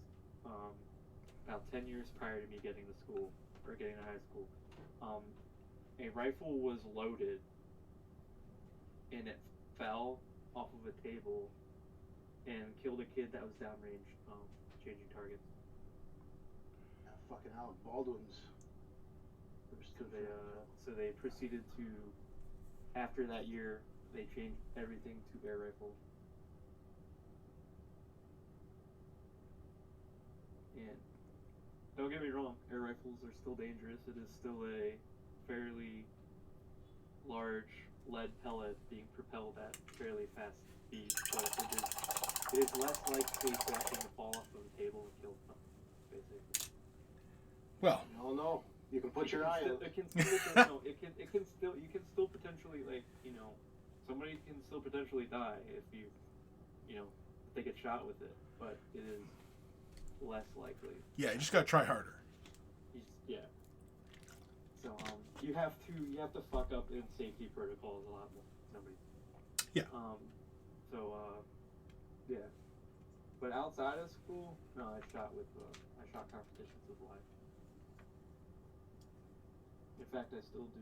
And I plan to go back to getting into skeet shooting. Why would you want to shoot skeets? What did they do to you? They're orange. They're fluorescent orange, and they fly sideways. I'm an advocate for skeets' rights, and I'm against the treatment of skeets. Yeah, There's nothing better than being there. Orange disc, fluorescent orange disc hugging hippie. There's nothing better than just watching the lights go out on that skeet. Watching the life get snuffed out of it. Yeah, when it poof. You just hold it up and you whisper, "I did this to you." Yeah. You got what you deserved. Just say some real hateful shit to it. Fuck you and that fluorescent orange inanimate object. Yeah. I hope you and your fellow 3,000 family members from this box fucking perish. Every time you shoot one, though, you have to yell so everyone can hear. Are you proud of me now, Mom? Oh, jeez. We're getting a little dark here, boys. Yeah. Yeah. Getting a little dark.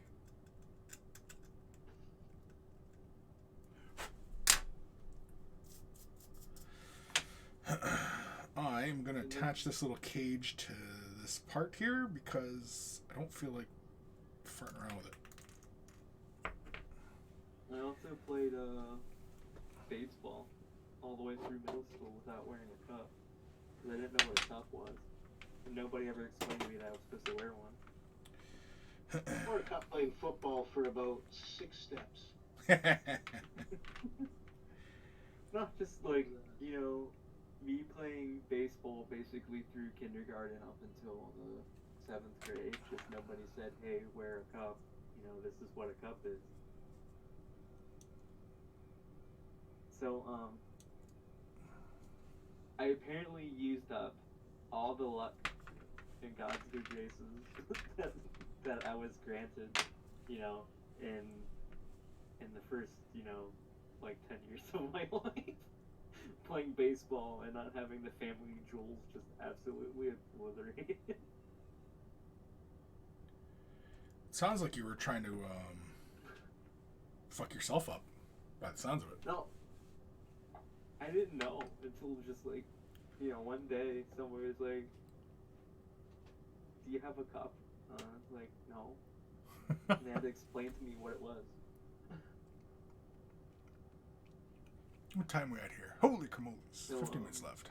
So, up until that point, up until I started wearing a cup, because I was told what a cup was, I was playing the lottery. Except this was the lottery you didn't want to win. Because if anybody's played baseball, they've had at least one person on their team get smacked in the nuts with a baseball. Like proper smacked? Yeah, like it came off the bat. Going 80, 90 miles an hour. Sophie, I can see Chris going, shouting targets, some fire while a clip from my SIG, and then Chris gets our grenade launcher and blasts the target to pieces. Jeez. Yeah, I mean, see, Sophie thinks you are a violent person. Yeah. I mean, I am, but I wake up every day and I choose violence.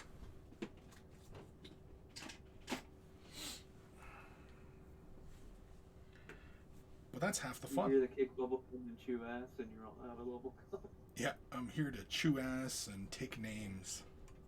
Or kick names. Kick names and take ass.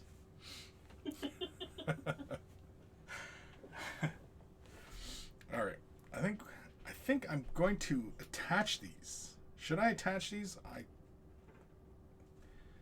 thinking I should now. I did play rugby for a week in college. A whole week? There you go.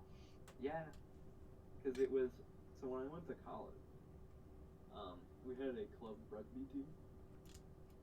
So it wasn't like this. It was the school team, but it was a club rugby team. So it wasn't like you get a scholarship for playing. Is that the right way? My school required everybody to show up a week before classes started. So I was in dorms a week before classes started. So rugby practice was like middle of the day. And then when classes started, the rugby club team had to, get its allotment of being able to use the sports facilities.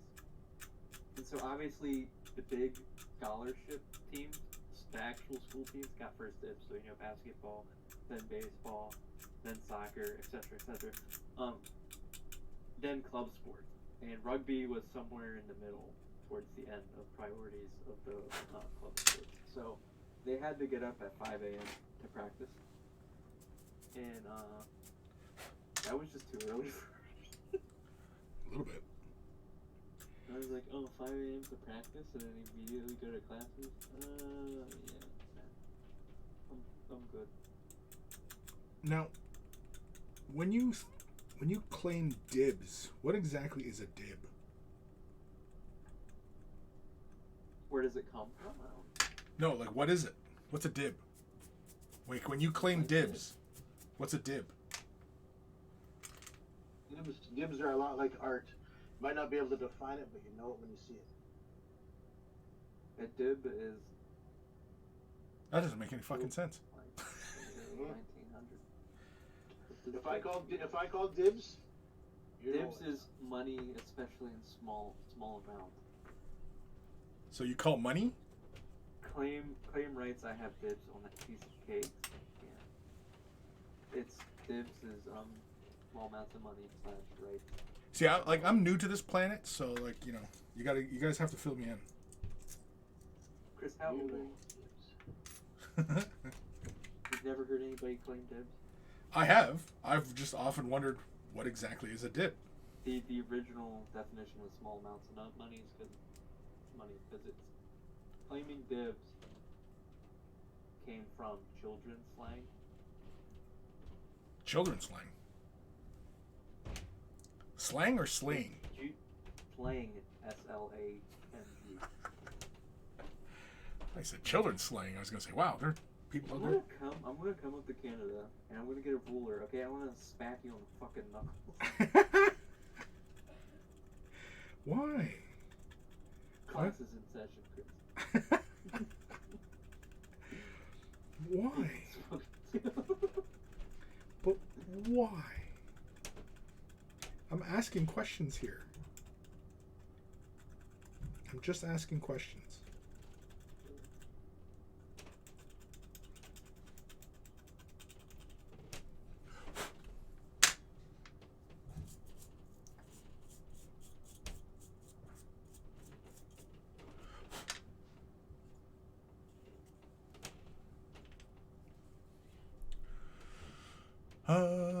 Ba-dum-bum-bum. A list of countries. Since we're talking about the Olympics, I'm actually looking at what other countries are on tonight. I think we're out. Canada's not going? The United States is not officially going, but athletes from the United States can go. If they win anything, the national anthem's not playing and the United States isn't going to have no. Yeah, it's gonna be way better. Instead of the American anthem, it's gonna be Freebird. And it's going to be the Olympic anthem, which is kind of fucking like. Oh, it's gonna be Freebird, I'm pretty sure. I would laugh my head off if that is the case. Okay, so the United States, Australia, the UK, Canada, and apparently New Zealand has also just informed China that they are not going. It's a diplomatic boycott, so that just means that the country will not officially be there, but athletes can go. Yeah. But I'm kind of bummed because I really like hockey, so I won't be able to watch the U.S. hockey.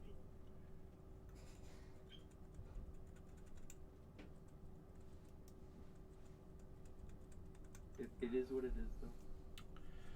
Yeah. I would have assumed that Canada was going because, well, China owns Canada, so I would assume they had to go. I guess everybody kind of owns everybody. I think it's all fine and good to make fun of the Americans, Chris, and all their guns. But if China ever comes to collect, pretty quick, we'll be like, "Hey, buddy, how you guys doing now?" Yeah. Oh, yeah. Exactly. What do you remember make that fun of? time back in the 5th grade where you were making fun of me? Well, yeah. I don't know what you're talking about, pal. Yeah. Remember the time you were making fun of all the school shootings? Yeah. Fuck you.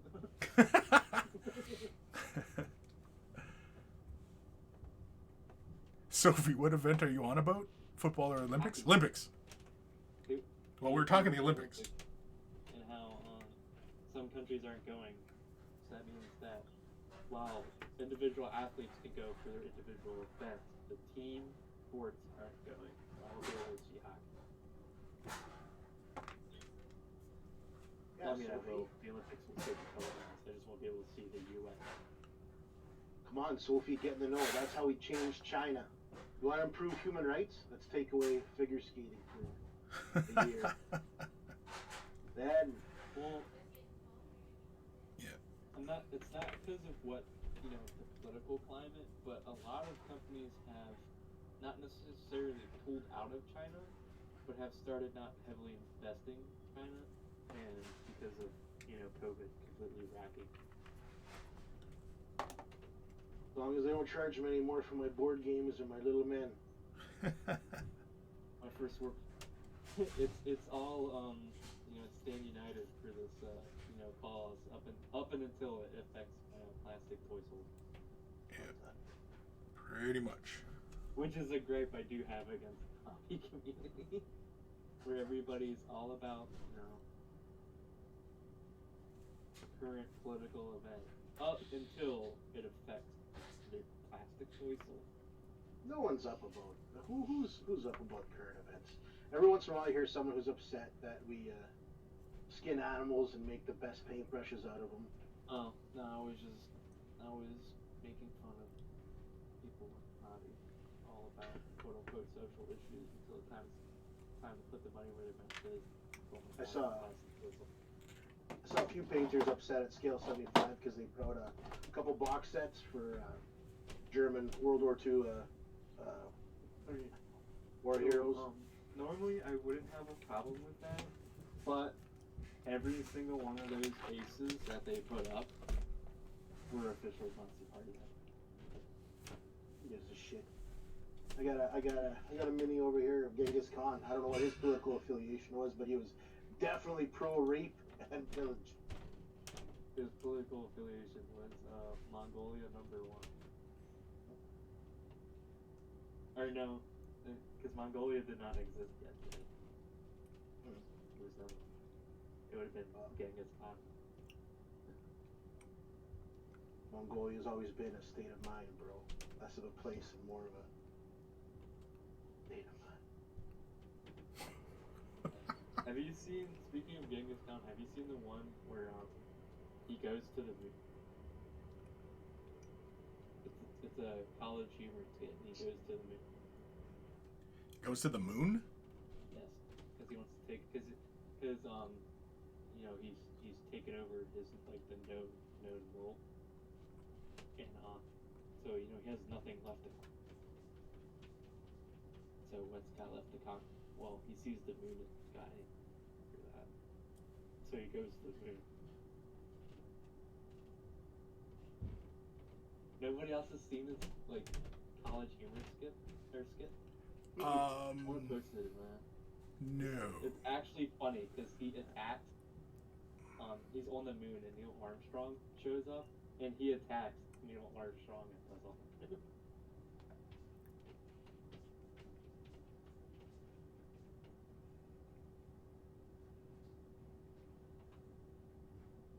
He also goes on the NASA trip.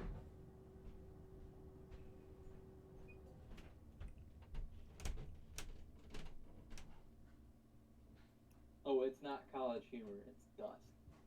Oh man, I was just searching it up. You fucking had me all fucked up. Yeah, sorry. Post it. I was just kidding. I wasn't searching it up. Good God, man, my hand's been on the screen the whole time here. Yeah, well, mine. I can't see your screen because I'm on Discord posting. Oh. No, I'm just. I attached the cages to the beast here, so now the beast is fully assembled.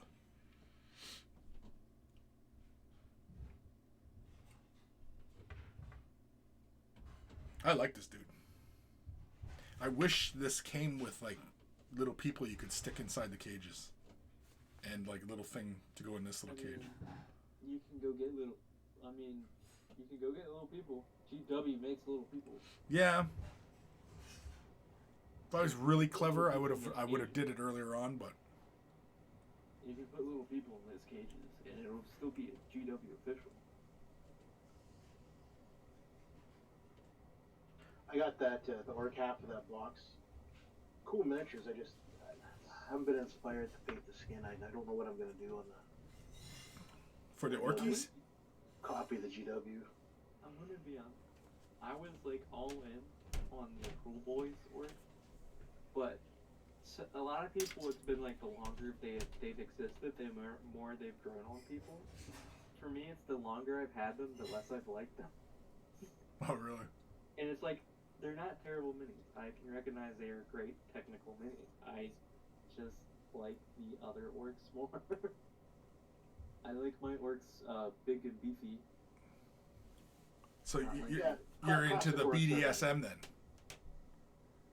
Like Gab as well. No, these are the BDSM orcs because they wear a lot of leather and chains. I prefer my orcs to have the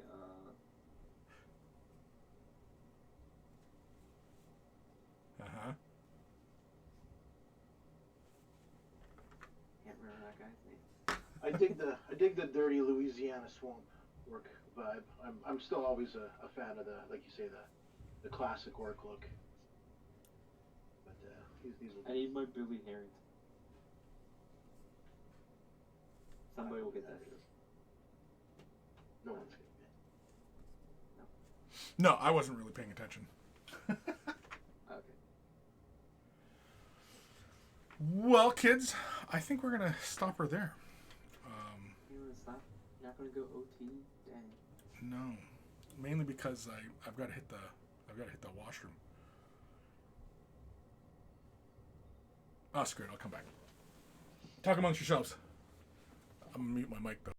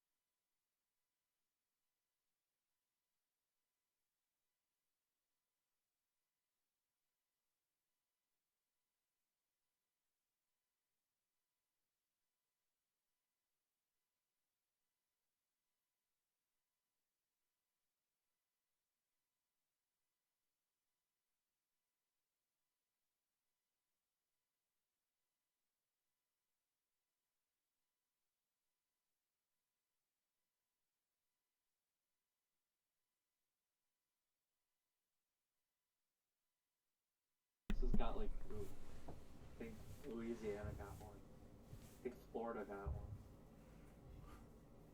Kim, what I miss was shaving my I think head. even California got one. I was a volunteer worker for Games Workshop. They call it like the Outrider program and then the Grey Knight program. I volunteered at a GT here in Calgary, in province over to the left in O2, and that was good for me. I used to play a lot of competitive Warhammer Fantasy back in the day. Usually 1-2, no big deal. That Grand Tournament was something. Did you ever do Ardboys? No, definitely not my style. I was the worst part about the Warhammer hobby. I've always felt was the actual game, and the hardboy stuff is for the people who put the game first, and they really love the list building and the whole bit. Yeah, I've always considered myself to be, middle of the road kind of, as far as this hobby is concerned, being painting and gaming. I love painting. I love gaming. I've played in, tournaments and stuff like that, and I've painted for competition as well. At some point though, it's just, meh. After a while, I get to a point where it's kind of, what does it mean? Like, how is this benefiting me? How, just dedicating so much time to this silliness. I really enjoyed, because even back like a 02 or so, the internet wasn't what it is now. So net lists existed, but it certainly wasn't the norm. Yeah. So my favorite part about an army was collecting and putting it together, and then sort of discovering what you enjoyed most, what worked best for you, what you could use to win. But then towards the tail end of my interest in Warhammer, it was very much I'll click here a couple times and find this optimized build from the last 80 tournaments. Yeah. It was just it just wasn't for me anymore. Yep, I hear you. But I mean, if you went if you went back in time to around the year 2000 and said, in 20 years from now you won't be playing Warhammer, I would have yelled at you as a liar.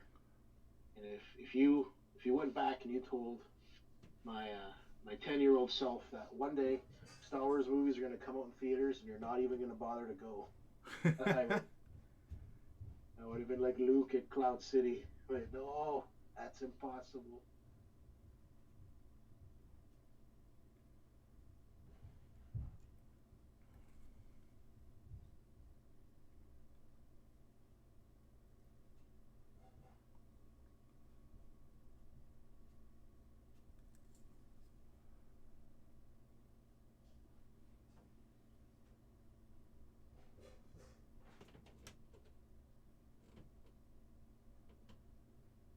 I remember one of Black Space Marines was $20.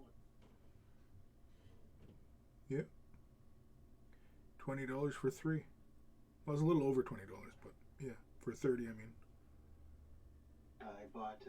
I was what going to was do it? 20 for 10, but not that one.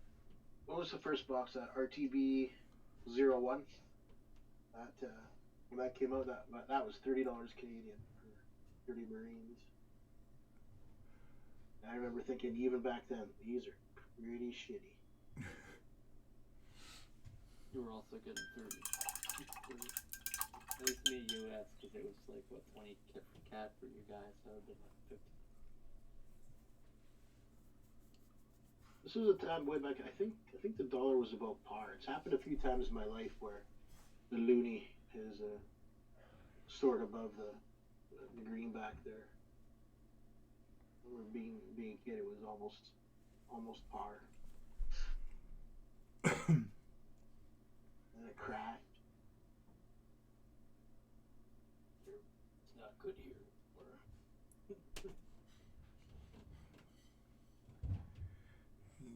Canadian dollar used to be on par with American dollar because it was still backed by the British pound. Well, even back, I went to Vegas. I think it was around the tech crash. It was it 07-ish? And the loonie was like a $1.03, $1.04. Yeah. That was nuts.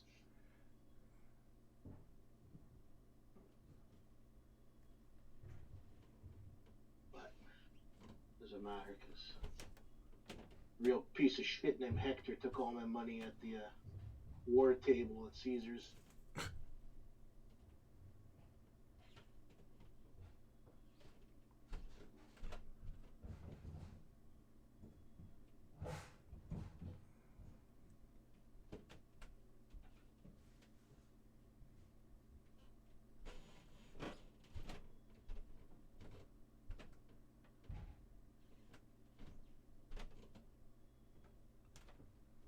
It was funny, Chris. Most of us got laid off. You're right, that is funny. We had after that we had a Christmas lunch at a local restaurant. Like all the people at work, last hurrah or whatever. And my boss was like, "I hope I get to see you next year." Like, I mean, I have to face. I was like, "No, I'm gone." You guys effectively laid me off. I'm looking for work somewhere else. Well, yeah. I'm not. It was just funny. Hope to see you next year. No. Will you? Hopefully, no.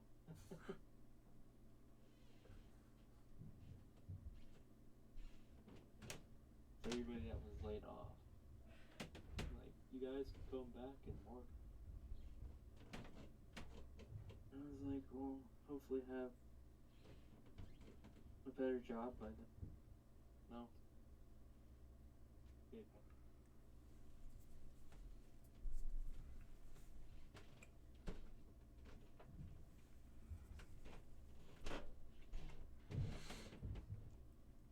All right. There.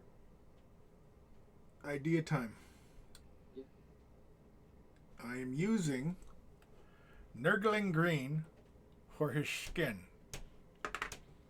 Should we go lighter or darker with the skin? I don't know what I have to see the Nurgling Green on Nur- the model. Nurgling Green, it's really pale, light You green. could probably like keep that as like when you need to go darker, you need to start shading it out.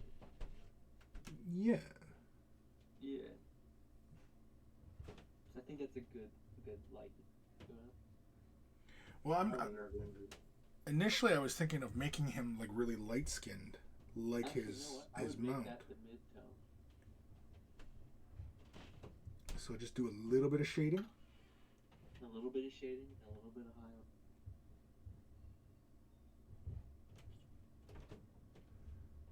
Just a smidge. Just a No smidge. more, no less. It's kind of a pain in the ass getting some of these little spaces in here. Yeah, Death Guard green. Oh, Chris, you know how you like measurements, like just a smidge? Sure. You know, old cookbooks don't have exact measurement. They have just smidge, just a sprinkle, just a dusting. They don't use actual measurements. They don't go like a cup of this, an ounce of that. Because So what are you saying? I should change up my vernacular when I'm describing these things, like a cooking show? Adaptable. I should do it like a cooking show. So I'm fucking Julia Childs up here. Because you go like, what's this dip? What's this? Adaptable to any style. Yeah, you Keep need an to be open mind. You need to be adaptable. Be like water? You need to flow like water. The old blood sport. You taught me to be adaptable. To adapt to any style. To You keep need an to open improvise, mind. Chris. You need to adapt. You need to overcome.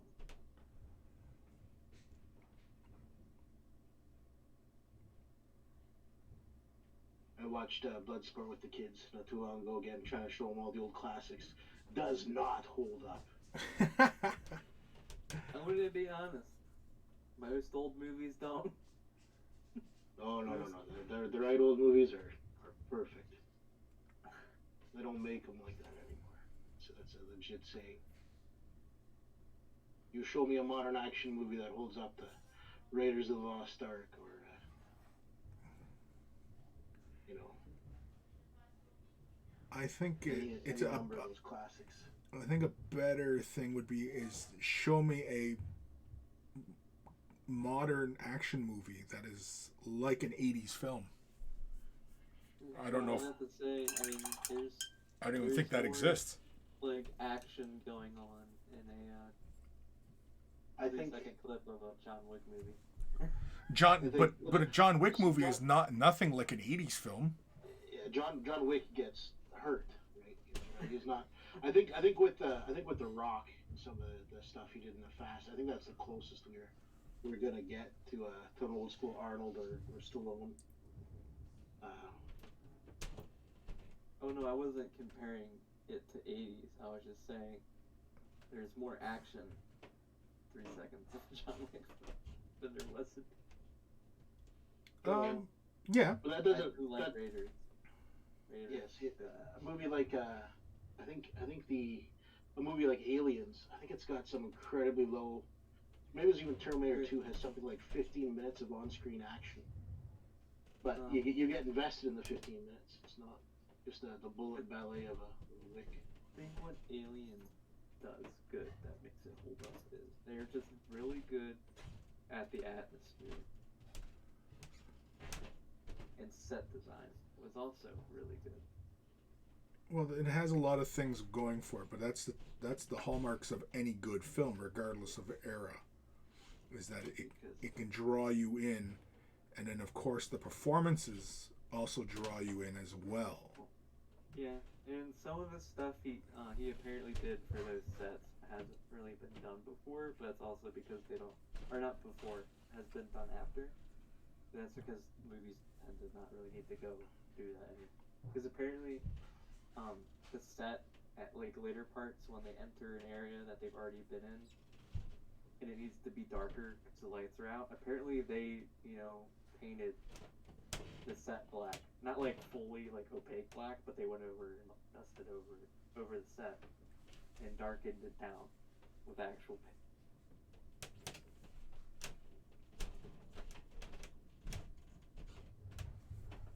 Which I found neat. Because you would have figured they just, turned down the light. Well, sure, but I mean, like it's film, right? So I mean, sometimes colors don't work under certain lighting conditions. So yeah, they gotta change things. Yeah. So they It's went like some scenes. like talking like Aliens, the armor for the Space Marines, it looks green in the movie. It's not. No, It's a brown. Weird. Yeah, it's a camo brown. It's not even green, but on film it looks green. Now, why would they have to make that distinction for the armor and what we see? Is because of the color palette Cameron usually plays in with his movies. The telltale sign of a Cameron film is that fucking blue light. Everything has a blue light on it. And so when you're casting a bunch of blue on everything, especially something that's brown, it's going to appear green. Yep. Because the Colonial Marines I painted, I actually went to great lengths to try and color match that brown. Yeah.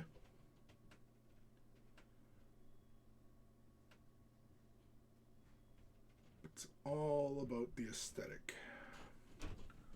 Well, because movies are visual storytelling, right? A good movie, to move story forward, it does not have to show you anything, or it doesn't have to say anything. It should show you it. But I just found it interesting that, like, when they filmed Alien, that, they would film their scenes that they needed for, when the lights were on in the ship. And then when the lights were off in the ship, they didn't necessarily, just, like, dim the set lights. They actually went in and, like, mixed black paint in on the set to, like, physically darken down the whole set. Yeah. I thought that was. Well, because under those conditions, the camera, the lighting, right? It's all about the photography exposure. You know, it's the same reason why on this camera right here that I'm painting with, I have an ND filter on it. If I didn't have the ND filter, the light would just blow everything out.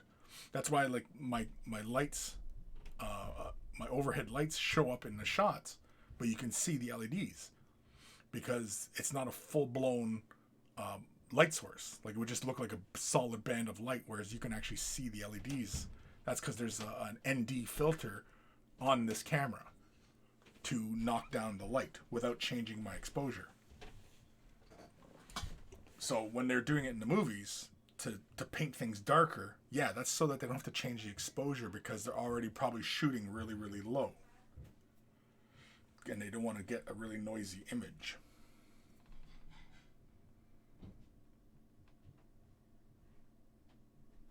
It's just photography.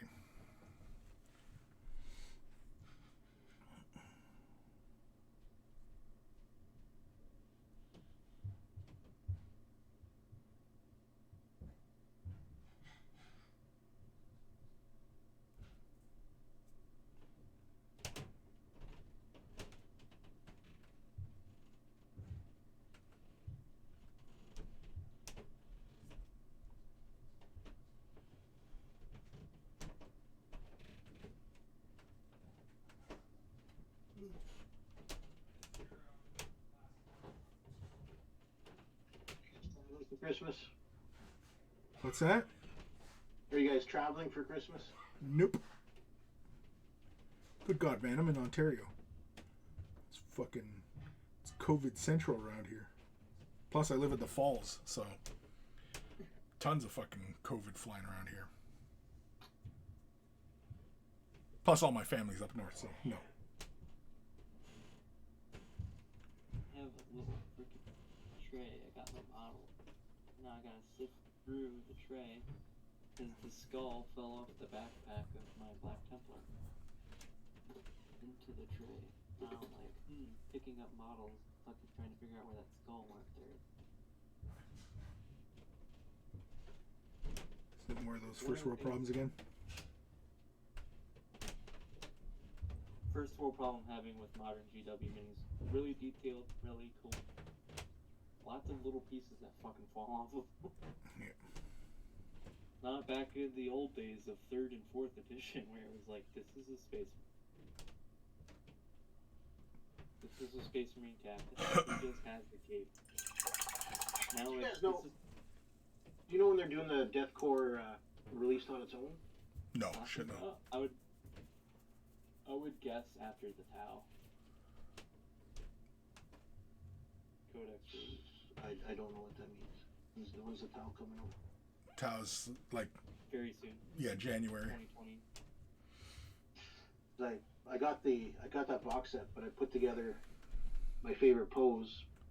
I don't know. I just said, I'll put this guy together. And then I got to do this guy with the power fist, and that happened to be the one body I already used. They're not as customizable as they once were. Yep, nope, the Kriegers are, a build 'em way. Granted, I'm not going to say the guard kits were, superposable because most of the las guns only went on one way because the hand was molded onto the las guns. But, yeah, they were, I guess, more modular was the correct. So if you did have bits to change them around, you could. Of course, so the Kriegers, the plastic Kriegers,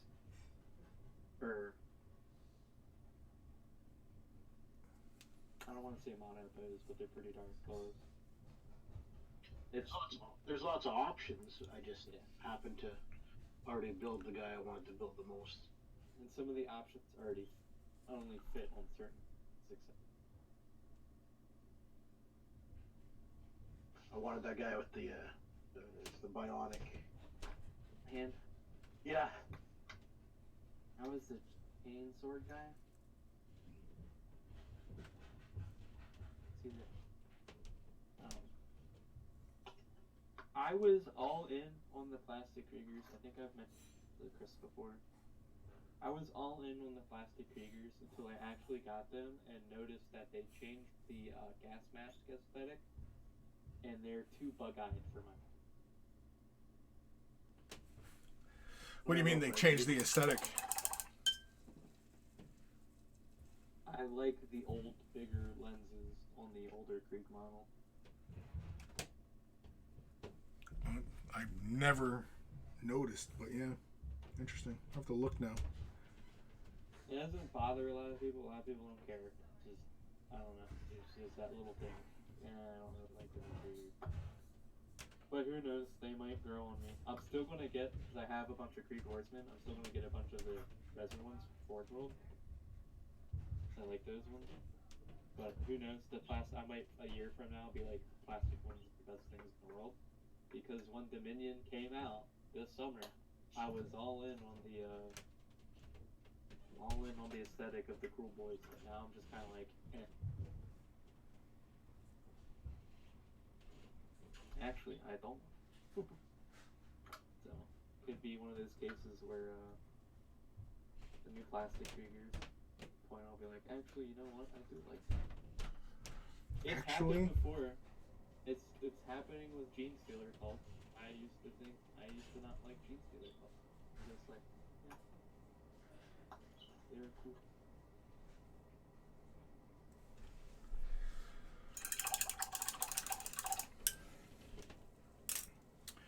All right, where are we at? 22 minutes OT. I've got the skins mostly base coated at the moment. It's Nurgling green. Should we go up or down?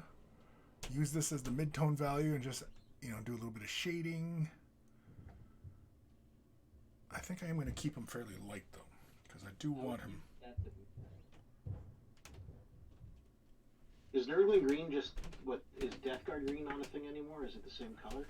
Death Guard green? Yeah, Death Guard green.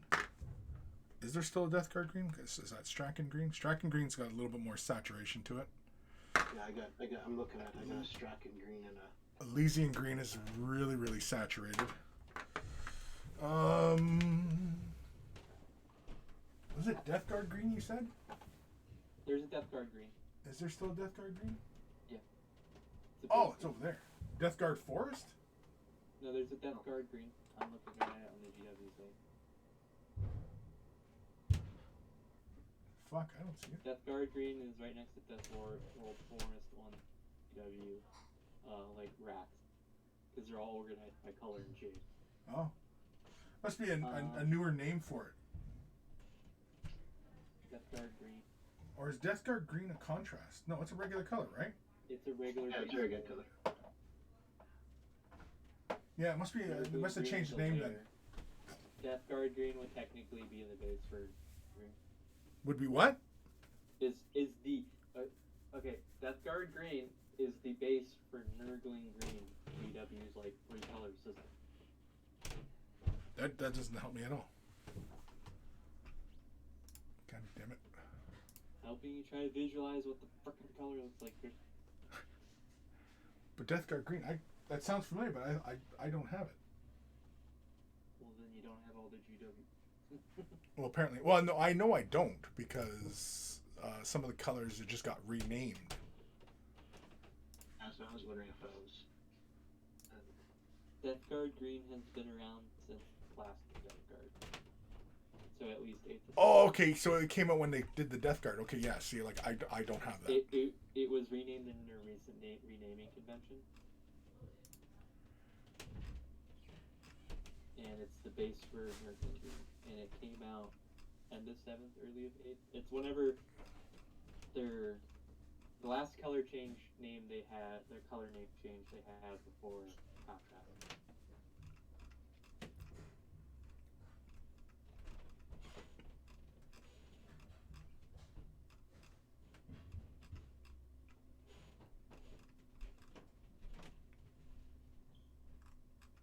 The site doesn't show Death World or Death Guard green, just the fucking spray can. I was literally just on GW's site. Yeah, I'm at GW. I clicked the paint green. Period bases. Well, I just clicked color. It's just browse by color. Death Guard green. I typed it in the search bar. Yeah, it shows it as a spray paint.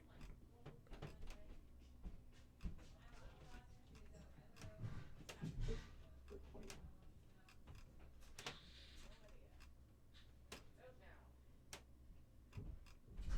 I'm still looking at the fucking site.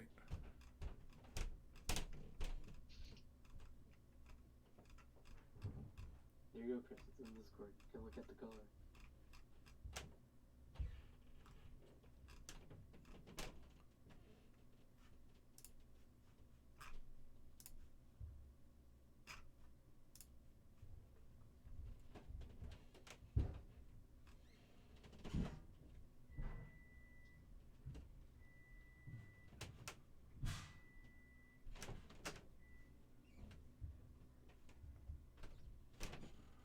Okay, I see. Death Guard green. Yeah, it's paler than Death World Forest. GW's 3 colors. Base green. Huh. Not that it really means anything, because you don't have to follow the base layer. No. Fuck. So, just in GW's color system. So, That is really strange. It doesn't show for me. Let me try searching. Cause I'm on the Canadian site. Let me see here. Death the names too mean in Canada. Guard. Oops. Actually, Death Guard. Sounds pretty rude. Sounds some like rude book. So. Oh, I definitely got the Death Guard green in my hand. No, it showed up. It didn't show up when you click green. When you're searching the paints, it didn't show up in that listing. But when you search it, it shows up. No, sometimes the GW site's kind of shitty. Yeah, a little bit. Not always, but sometimes you can't find something. Yeah. Actually search for it because it's not. Because sometimes 40K stuff are accidentally put in the AOS faction. You have to go to the AOS faction. It doesn't happen often, but occasionally it does happen. Something from 40K leads over into AOS. It's like, I didn't know Stormcast could field Predator tanks. Sophie, I've got Death Guard green. Death Guard green is still a thing, and the Death Forest one is a touch darker. Yeah. It came for the Space Marine Death Guard box. Yeah, that all that came out like after I got these paints. Like I said, like there's like a blue that got renamed. It's like after the Thousand Suns or whatever. I don't have that blue either. What blue got renamed? What blue got renamed? Oh fuck. It's got a Thousand Suns kind of name to it now. I don't know the fucking names. They changed the names. I don't know why, and they don't change the fucking color, but whatever. What the fuck was that blue called? Iron Man blue. Yeah, that's got to be it. That's a newer one. Yeah.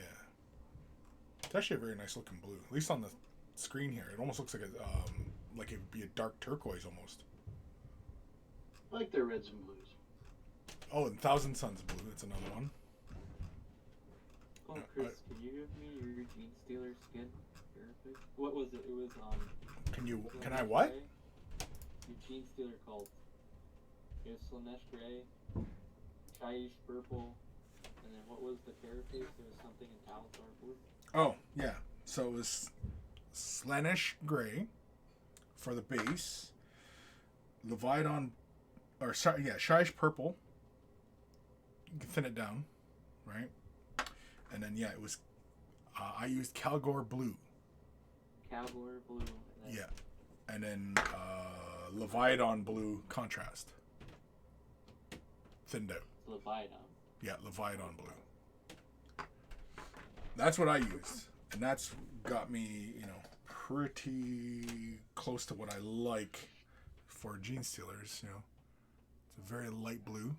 I mean, you could add more Leviathan Blue to push that color further down, but, Yeah, I wanted it fairly light just because dark blue would just look a little funny, I think, on this model, especially once I bring all the other values up on this Gene Stealer.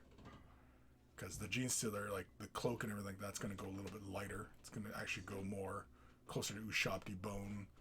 The green armor bits are going to go a little darker, I think.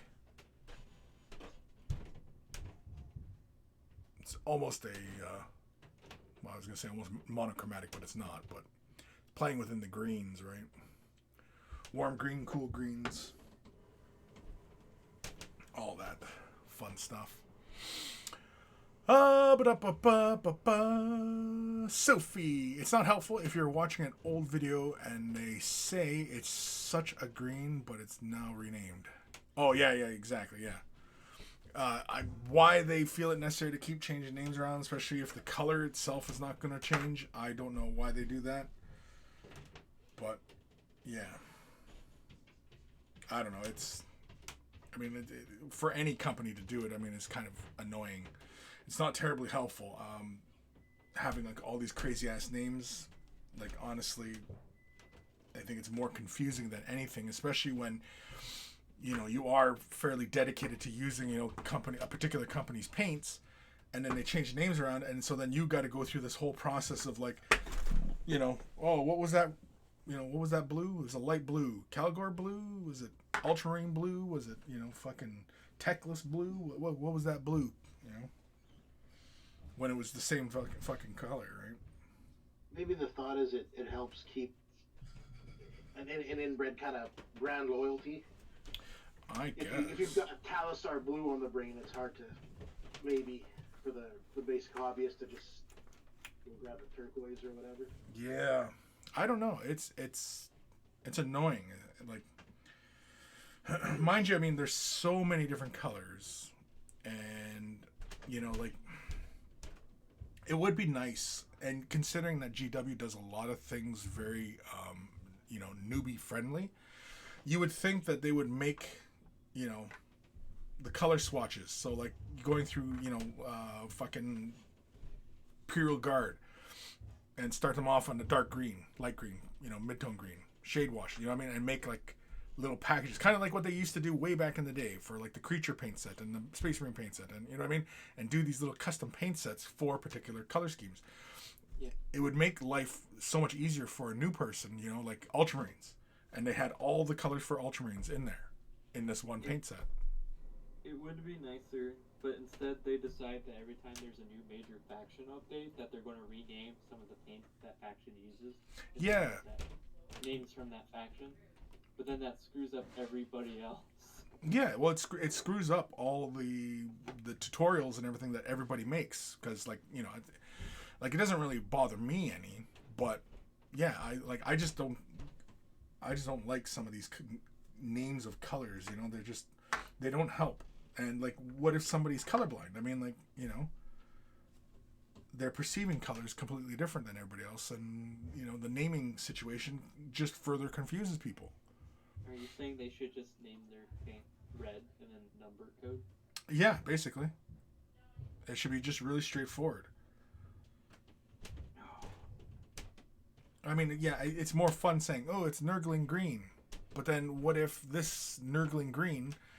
Well, I don't have it anymore, but the old Nurgling green was a different value than that. But, yeah, anyway. Sophie, thinking like base green, wash glaze green, layer green, highlight green, fine highlight green would be simple. That was a lot of green written in that sentence. But yes, yeah, like if they just did like a little, 3-color swatch, here's how you're going to do a Blood Angel. Here's how you can do, like, and they just sell these little fucking packages. But, making up the boxes, that takes time and resources, and I'm sure they probably don't really feel like doing that to just basically rebrand paint, right? I'm sure that's probably why they don't do it. So they gotta make the graphics for a box, then have a whole bunch of boxes printed up, have all those boxes filled with paints, right, and then market it. Yeah. It Takes up shelf space. Takes up shelf space. Yeah, exactly. I'm sure that's probably why they don't do it. My favorite waste of time are the people who buy the GW paint, but then transferred all the dropper bottles. Yeah, that's really an exercise in futility and pointlessness, and yeah, unnecessary. Like even contrast paints. I mean, like it would be nice if these were in dropper style bottles, but I'm fine with them being in paint pots. Whatever. You know, paint pots are fine. I don't have any issues. I mean, there's just as much problems with dropper bottles than there are fucking paint pots. How many times have anybody who's picked up like Scale 75 or fucking, MIG Ammo, whoever, Vallejo, and they have the agitators in them, and the agitator gets caught up in the nozzle, you go to squirt some paint out, the fucking nozzle explodes and all your paint comes squirting out. I actually had that happen with it didn't squirt out everywhere, but the Pro Acryl paint pots or paint bottles come with agitators already in them from the store. Yeah. And they have this weird like Elmer's glue style like fucking dropper where you twist the top. I like those. Like I have a yellow where I guess there's a slight defect in that like Elmer's glue nozzle where the frickin' agitator gets down in there. Yeah. And it takes me an hour or so to like get it the fuck out of the fucking nozzle. Yeah, because like the Pro Acryl, they have these turnstile, right? Like Elmer glue bottles. The Elmer's glue style. I like them. I also like you get them also with these golden high flow paints, and you get this Elmer glue type screw open lids. I like them because basically when you're airbrushing, and whenever I'm into a good airbrush session, I can one hand this, open it, pour it into my airbrush, and continue painting. Versus, like a Scale 75, you've got to use two hands to undo the cap, squirt it into your airbrush, and then go, right? Oh, I'm not saying they're bad. I'm just saying they also have their problems because I have right. Oh yeah, there's two bottles where the agitator keeps getting in the nozzle, and then I have to take the whole nozzle off and sit there and play with it to get that freaking agitator out. Yeah, there is no end all be all solution to these fucking paints, brushes, models, whatever. They all have their ups and downs. They all have their pluses and minuses, And anybody. I got a few game color paints where the top of the bottles kind of split from tightening them too much because I got that grip strength. You got the salami grip. Oh my. I do. You know what the salami grip is, right? Well, mine's from actually making salami.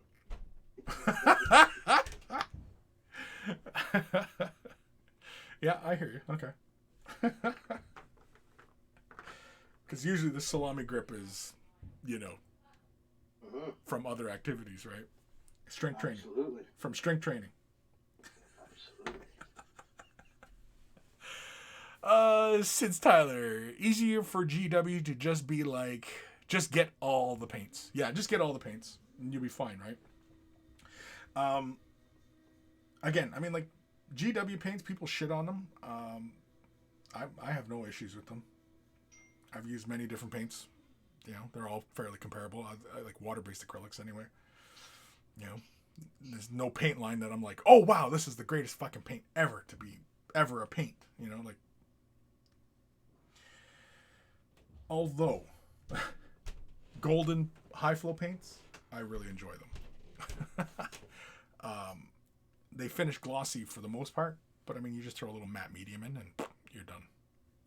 But otherwise, because basically they're like a thick ink, really.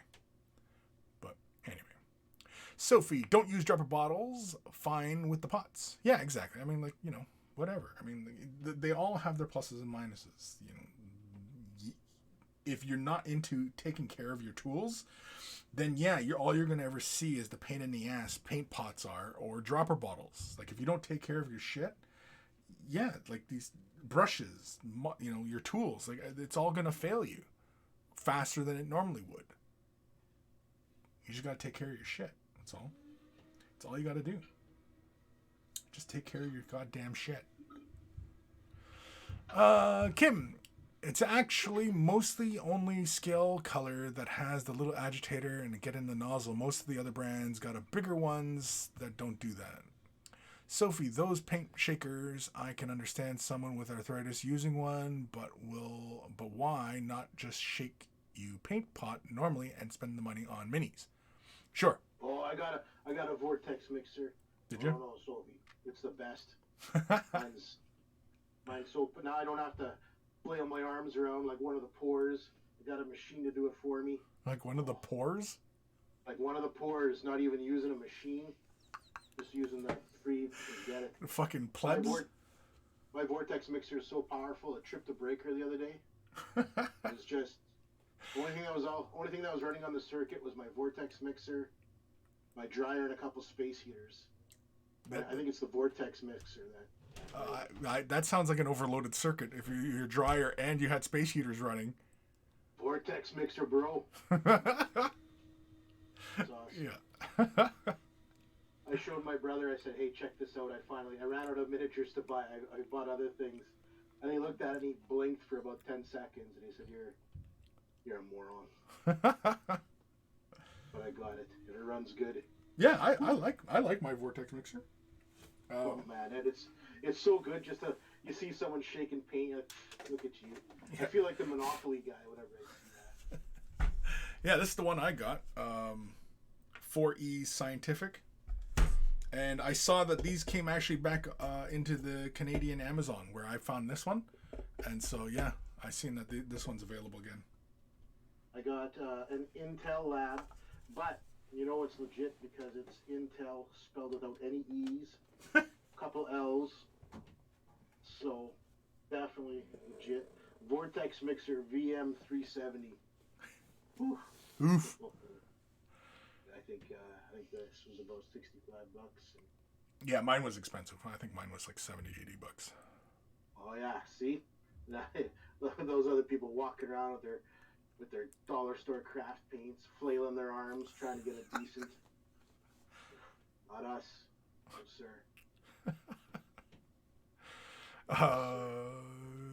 Kim, send an email to Army Painter that is the next country over and asked if I could buy a carton of empty bottles a few years ago. Still got several hundred. Okay. Sid Tyler, would the finish even matter if you're gonna varnish the mini anyway? No, actually, no. Yeah, if you have a particular paint line, like for example, like Scale 75, famously finishes very, very matte while you're working with it. But if you wanted the glossy surface, yeah, you can just simply add gloss to the paint or put a layer of gloss when you're all said and done the painting, right? But yeah, I mean, the finish of a paint realistically does not matter while you're painting, because if your end result is to, gloss or matte or satin the finish, then yeah, you just do that anyway, right? So yeah, the finish of the paint really doesn't matter that much. Although, contrast paints, these should finish glossy. They don't. They finish more satiny. And they should finish glossy because then these would be perfect on top of the metallics. But these do not sit very great on top of metallics. They sit fine on top of metallics, but because they finish with a slight matte, they don't get you that candy finish. And throwing Ard Coat on top doesn't really give you the same result as if you had used a proper clear color on top of that metallic paint. But that's my only gripe with contrast paints. Kathy or Kathy? What? Scott, I can hear your phone. Well, it's 6:45, and I was supposed to get off. Yeah, we're supposed to get off here. What the hell's going on? Yeah, fucking 45 minutes overtime. Jeez Louise.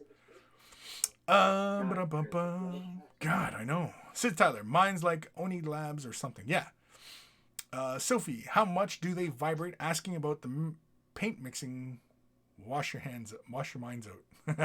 How much does it vibrate? It vibrates quite a bit. The one I have is it's pretty heavy. Like this is about I don't even know what the weight is. couple pounds. And like basically it's an oscillating motor that moves this kind of silicone platform. So you put your paint pot on it and then you just go. I've got a couple videos showing how this fucking works, but it's got a nice heavy base. It needs it. Now if I left this on the table and shook a paint pot with it, the table shakes. Actually, you know what, here, let's turn it on here. I have it unplugged, but I'll turn it on. So you'll see the camera shake up quite a bit here. I'll just use Citadel, whatever. But you're gonna see the whole screen shake quite a bit. Okay, well, it wasn't too bad. What's that? Have a good Christmas. Oh, later, duder. Merry Christmas, Wilbur Fluffy. I hope this is a good one. Good night. Later, duder. Yeah, I'm jumping off here in a sec. I'm just farting around my mixer. But yeah, it vibrates really well, and you can see it just moves. Essentially, it's just like an oscillating motor, like a palm sander. It's the same kind of thing. It's designed for labs, you know, like for the little, the fuck are those little bottles called they use in the labs? Vial. The vial, yeah, that's it, vial. Because it's got the little dimple in here for, you know, seating a vial. Boy, fucking hell. You see it just moves my finger. Oh, yeah. The Intel Labs Vortex Mixer VM370. Whew. Let me tell you, it's super light. It weighs less than a pound, so when you fire it up, it just wiggles all over the place. Super annoying, but I give it 10 out of 10 for vibrations. It's a maximum vibration situation. It's a tooth chipper? Oh, you better put the mouth guard in if you're really going to give her. It's fucking practically pull start. I got a little stool next to my painting station that I have it on. And I have a few unpainted miniatures on it as well, so when I fire up the Vortex Mixer, they bounce around like the old football game. Yeah. You know, where you, Yeah. miniatures bouncing into each other, seeing who's toughest. Actually, I didn't see if anybody moved around. I should have tried that. No, I don't think so. It shakes quite a bit, but really, it wasn't too bad. I was expecting it to, like, you know, look like a damn earthquake on camera, but it didn't. You couldn't really tell. And everything, like the lights and the camera, are all mounted to my table. So, like, if the table shakes, you know, like, yeah, it's shaking more from me shaking the table than anything, really. But anyway, yeah, I like the Vortex Mixer. The one I have is a higher RPM. I think it was like 13,000 RPM. Whereas like the smaller ones that you see more commonly from like Artist Opus, and yeah, they're very small looking. They actually kind of just look a bit like this device without the legs, but they seem like they're smaller in the body as well. They got it, like, I like this one because it has the larger footprint on it, so better stabilizing. At least that was my thinking, and also it has a high RPM on this one. But it does cost a bit more. I can't remember what mine cost, but I definitely should have spent about $25 more. Yeah. But it is fantastic when you watch someone else shaking their paint and just sit there. You put a cigar in your mouth, doesn't have to be lit. just laughing at them. I like it just for making sure paints are thoroughly shook. Like even my Citadels, my metallics, I put an agitator in them, just a little glass bead, and yeah, metallics are just fantastic, even on in a Citadel. And Citadel is, you know, famously thick paint, right? But yeah, I enjoys it. Alrighty. That's about it for me. Yeah, go watch a movie. Go enjoy. I enjoyed it, Yep. and make sure you stay right till the very end. Like, You know anything about Marvel movies? Is I find myself doing that in other movies now. I'm like, there's not. What are you talking about? Like, no one. yeah, I did it for Dune. Yeah, like what are they gonna tease in the next? Like, it's just stupid. Just I know it is really dumb, like how we're conditioned now to fucking sit through credits of a movie nowadays. And the two kids with the garbage can and the broom. it came over. It was me and my kids, and the kids, like the dude said to me, he was like, "There's nothing at the end." They're like, I just felt embarrassed. Like, of course there is. Yeah. All right, have a good Christmas. Yeah, you too, man. Later. Alrighty. So I think I'm going to end the stream there. I want to thank everybody for tuning in today. I want to thank people for follows. And yeah. Normally we do a little words of wisdom at the end of the show, but both my boys jumped out on me. Well, Scott's still here, but he's leaving. He probably didn't even check out. Did you? You just left this on, didn't you? Yeah, he's gone, but he's still in the channel. But since Tyler, Shy Halud. Oh, I can hear. Oh, now he left. Anyway, well, we're done. I'm gonna go eat. Fuck it, we're 51 minutes OT. Jeez Louise.